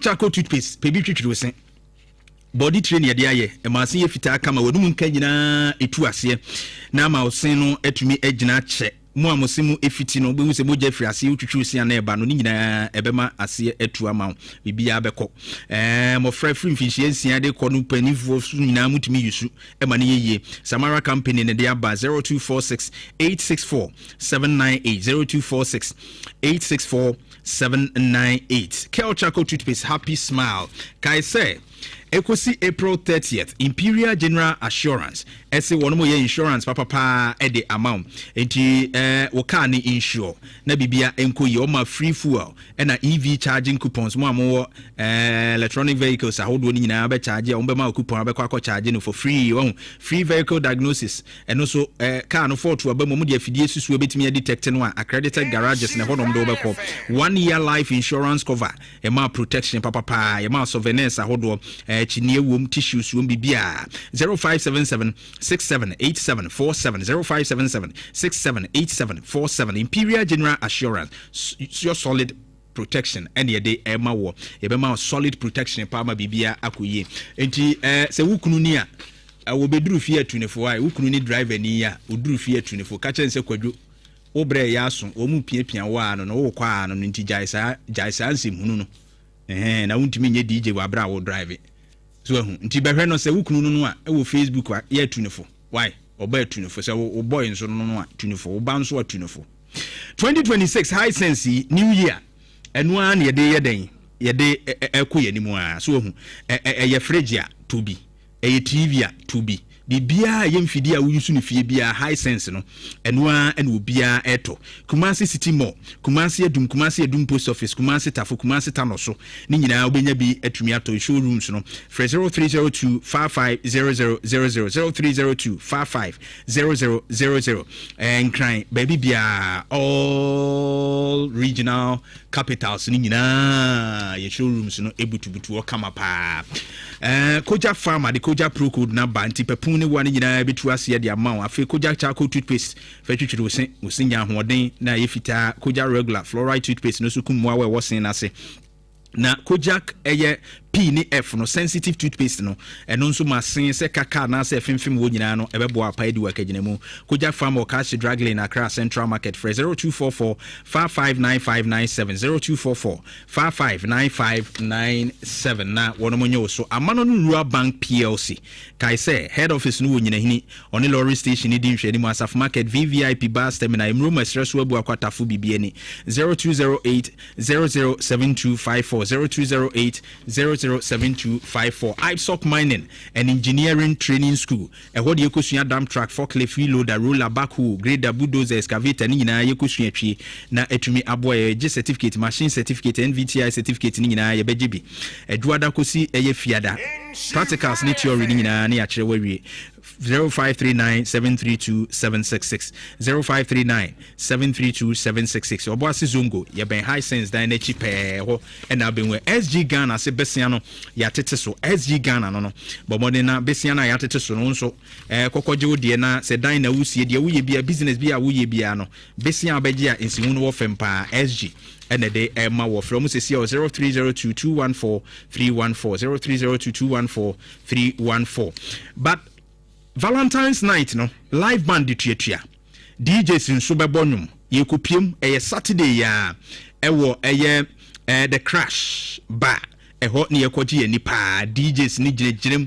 DJ #beba DJ Rooney beba chese DJs eba no onyasem ketua Kofi akwa girem onse on the MC ne de jayu wo mu nyina giremu a chese dwumadie ne be de pa ne metwe waja Twiweda enti bomodefu ani chim na yema free so bolo any wine na bibia tumi akoso pa 059 740 0815 059 740 0815 na wono age wusu yie pa kai se dwumadie ni nyina no Insurance Love FM and the Kahwa Yedini Ede Ebro Access Bank access say royalty rewards no koso enti ko www.loyaltyrewards.ghana.accessbankplc.com and after 0800 004400 Access Bank more than banking uni edi dwuma bibia beko ye Kunu Ghana Limited odi hunchun capsule na ba enti udwonso tentem sufita bi frechire ba uhia se ufa bie Mr. Kio no so aye mre wo mpama ba ma uhia bia rubber banzen tablet no so menstrual pains ni ade nyina ebetu ase e de amount 0244275429 0244275429 na wonomo agye so pa Anglo Gold Ashanti se menka nche se amanfo de omdi nenam adua primine no se wo mo fa nipa wo ho enti wo mo gigi aye between na ye gi usika se yansa ne afa Anglo Gold se menka nche se nye nokre so wo mo ba advertise adwuma bia no a www.anglogoldashanti.com/company/careers eho ena be hunu na be from 0302 743 400 0302 743 400 into bia ba se Anglo Gold so wo mo mfa nipa enti wono na ejina mu awoboa pamono why na bibia anya fine tap send papa no tap send SMS control se wo send this card dia tap send na de be fa so na abidru yusun share fm asu promo code ye nte wo hwe yusun share fm asu promo code e de send this card se wo UK USA baby bia wo bia wo de be fa tap send so aba no yusun share fm asu promo code a ye nte wo hwe talk to yesterday abroad consult to say obekwa manoni akusua dia UK USA Canada Spain baby a wo mo de obekọ SAT GRE so hwe no wo mo na kire na watwa ne scholarship opportunities bebre wo hofo ani chem Kumasi Amakum Bank of Africa 0260411847 and crime Medina Polyclinic in Ensheni mu Atakrade NK City Night Club on Chen Fijai Road bomodena start with that chinese sia na bibia enkoye Prime Insurance ese wonomo mawo promotion den afuwa coupons so Venice ahodo ni nyina wom jiwdie promo no guso a kusi eye match bosom na wie 0501447068 0501447068 na wonomo enyo so pa ma memfa afrefo kakra na afi wonso kire wadwene 03220 83581 83582 83583 oba nchi anim 30 seconds na wawie unwie ya meyu afri so ntinchia be kan wasem ne ko 03220 83581 83582 83583 na yeni enkomo first caller hello over minia well nya be na ko good day right a good day enko e na oka me da se pa over clearly no be dia dan NDC almost a minor of a name no ka say $1 above form and so common sika editia kuku for my own in the kasa me ra ho me ho na mo me fa ni omo na na do dan kuku for the befa kuku from 470 Ghana cedis it is kind of 4.5 million e dia for 31,003,100 kuku for say and so money and no mama mo kwa ma NC for that so they be 6,000 60 million and like 60 million na o want me afanye e mo bia tin so mo san be so na do 3,100 ni mo sambe so e dia mo be 2,000 ya fa niom no tena biom no ye offer so am intelligent kakra bi last time now na yanka ho asem blueprint DNA kai say DNA ho nsem nyina wo mo na bebo apa paternity testing experts pa accurate trusted and confidential resource na wo mo de be ma hwehwe wo mo asafo senate dan no ho Kumasi afei nso kra no regional capitals ni nyina wo mo ewo ho 0547113957 0547113957 wo mo ebejo so farmer trust menka o say value man no aba eboa ma pa value man no nso ho afi beauty plus no nso ma we de ne kama osteo life eno nso valuvite na bia ema nnompe no enya hoden omega 3 fish oil no nso valuvite ebeboa pa na ne sade a ewo we de anim valuvite atroflex eye plus eno nso sasabro ni nyina wo hia bi ne ebema utimi ni wo bowre ne wo skin no aye kama no valuvite platinum plus Valuvite immune life on boost immune system no Valuvite menocare eboa ma menopause ni nyina no edi wa kagiremu how I de ba ni nyina betu ase Lumi Trust enso eboa farmer trust dia ba no Lumi Trust atimita Lumi Fantry ne kum tontom anobra wo de mama dedia no eyi free ho kra ya de ne tu ase baby vite drops ne syrups no mama fra mo nyini yie no do gel eno so eboa ema ni padua no mu ya nyina fa bi twetwere be ko bioglobin syrup and capsules no so eno so vitamins e woni iron ti moja no so atia ohia bi Trazol 400 tablets any substance no so eboa ema unum bia ekum eye nsonso na wo yam ni nyina pharmacy shops herbal shops ni nyina no pharmacy and chemical shops in over the counter no ubenya bi 0561 088666 0561 088666 0561 088663 ofre wo mo wholesale no ubenya bi pa. Hello Barima Kofi Dawson. Minia. Good morning. Good morning, bra. Mo ne Juma. Why? Bedase. Pacho Minia Joel. Mi do do ahena makoko ben. Right, Joe, yenti we. Ano pa de wa born Sunday, but dem kakra me kan say we penyin na say dia o kan also nya part na untimi ngina di don say political talk ama I ha o mine. So I dey nim na say penyin be kan. So I ask na obi so ebe di ntem penyin for no mo kata mo nya part nta na ma ye de makata Mr. penyin for no ma mo kamane ya ho. Okay. Thank you, bro. Millennium Insurance is a brand found to my bomodiano. Motor insurance or car no co-insure properties. I will be a Japadiano so co-insure marine insurance or maybe travel insurance. Call Millennium Insurance no money amount 0501 418 228 0501 418 228. Millennium Insurance Company, your trustworthy partner. Na Bibia Enko Yepa. Hello. Bra. Mathieu. Ejosu. Yeah. The phone in our bra penny. Okay. Yenti we. Me do drag le Johnson. Awa. Bra. Alope mo we say o si tipa ya kuma. Obey ne day. Na o ma yo o nyame anim no kra say Yankopon am ya botira nyame anim. To the bia enyama ekoso no.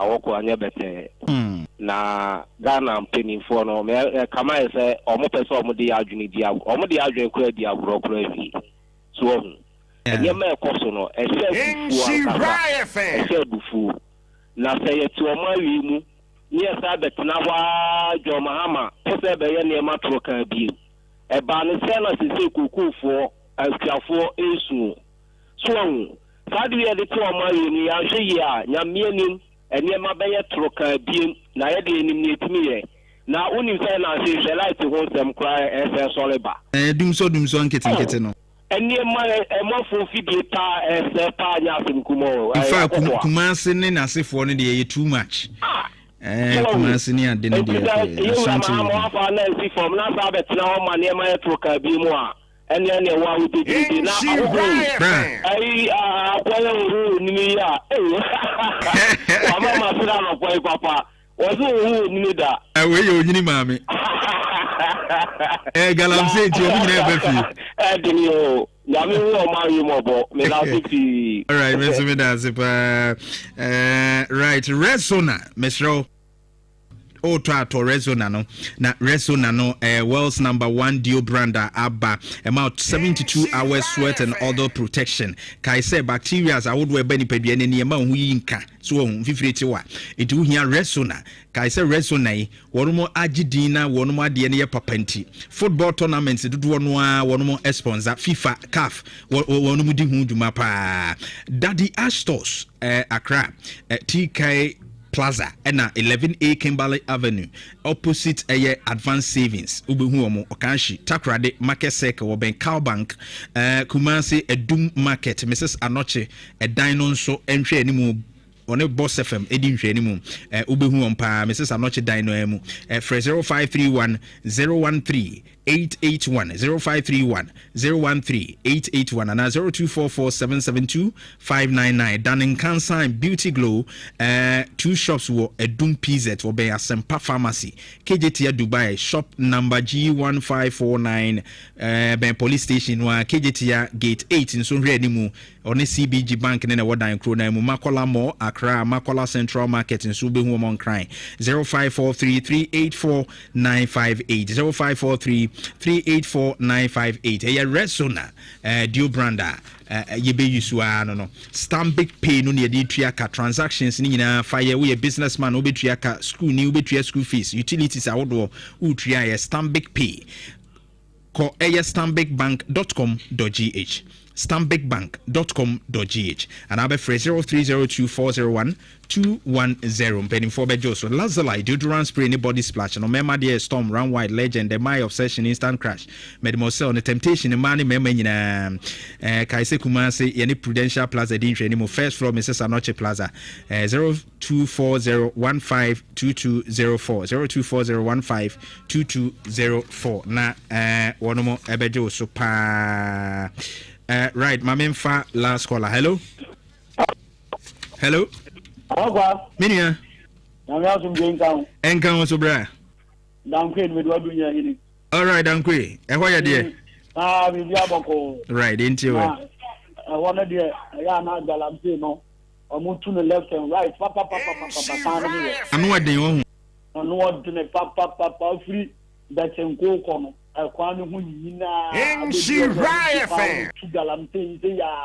Wow. Na agukwa and NDC my now our friend communicating in our friend one crowd okay can be so dodge question dey about the bubu ni adan ya chi u DC for no MC for no Rivalry fan wow when the NDC so mo ma be dey no mu sia no mo no ma jine kwa enti na so the nine be am telling you ba ya wo dey meje good kwa me say na point wo bomu so wo ye galanta na wo nchawo mu no wo chiwa on gwa mo nchawo mu e na so o MDC ne DC for 9 na fe do dey go bo dum ni ada ye dey and this is what the mo no ma dey so ma ne dey yi o mo pe oku akuafo and ye je asmo mo dey ba o man kan sem papa ye ba o mbati anka dan queen maka. All right, Dankwe, thank you. I was here, Lil Flower Limited, at the Lil Flower Green Clean Solution number. So, what glasses BB are open on a glass, on Pomani a glass near the stainless steels are holding in our big cleaner. Uhia Lil Flower Limited, one more solutions Nibina de Bay. Or more crowds bit me a big cleaner, Malkama. Lil Flower Cleaning Services Limited. One of my crowd pa. But more than Ube to me.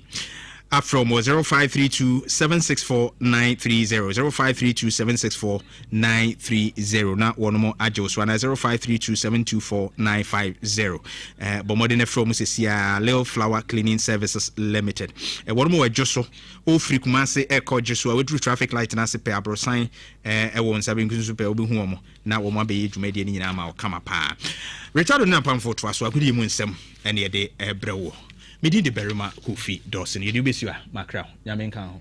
Rivalry fan.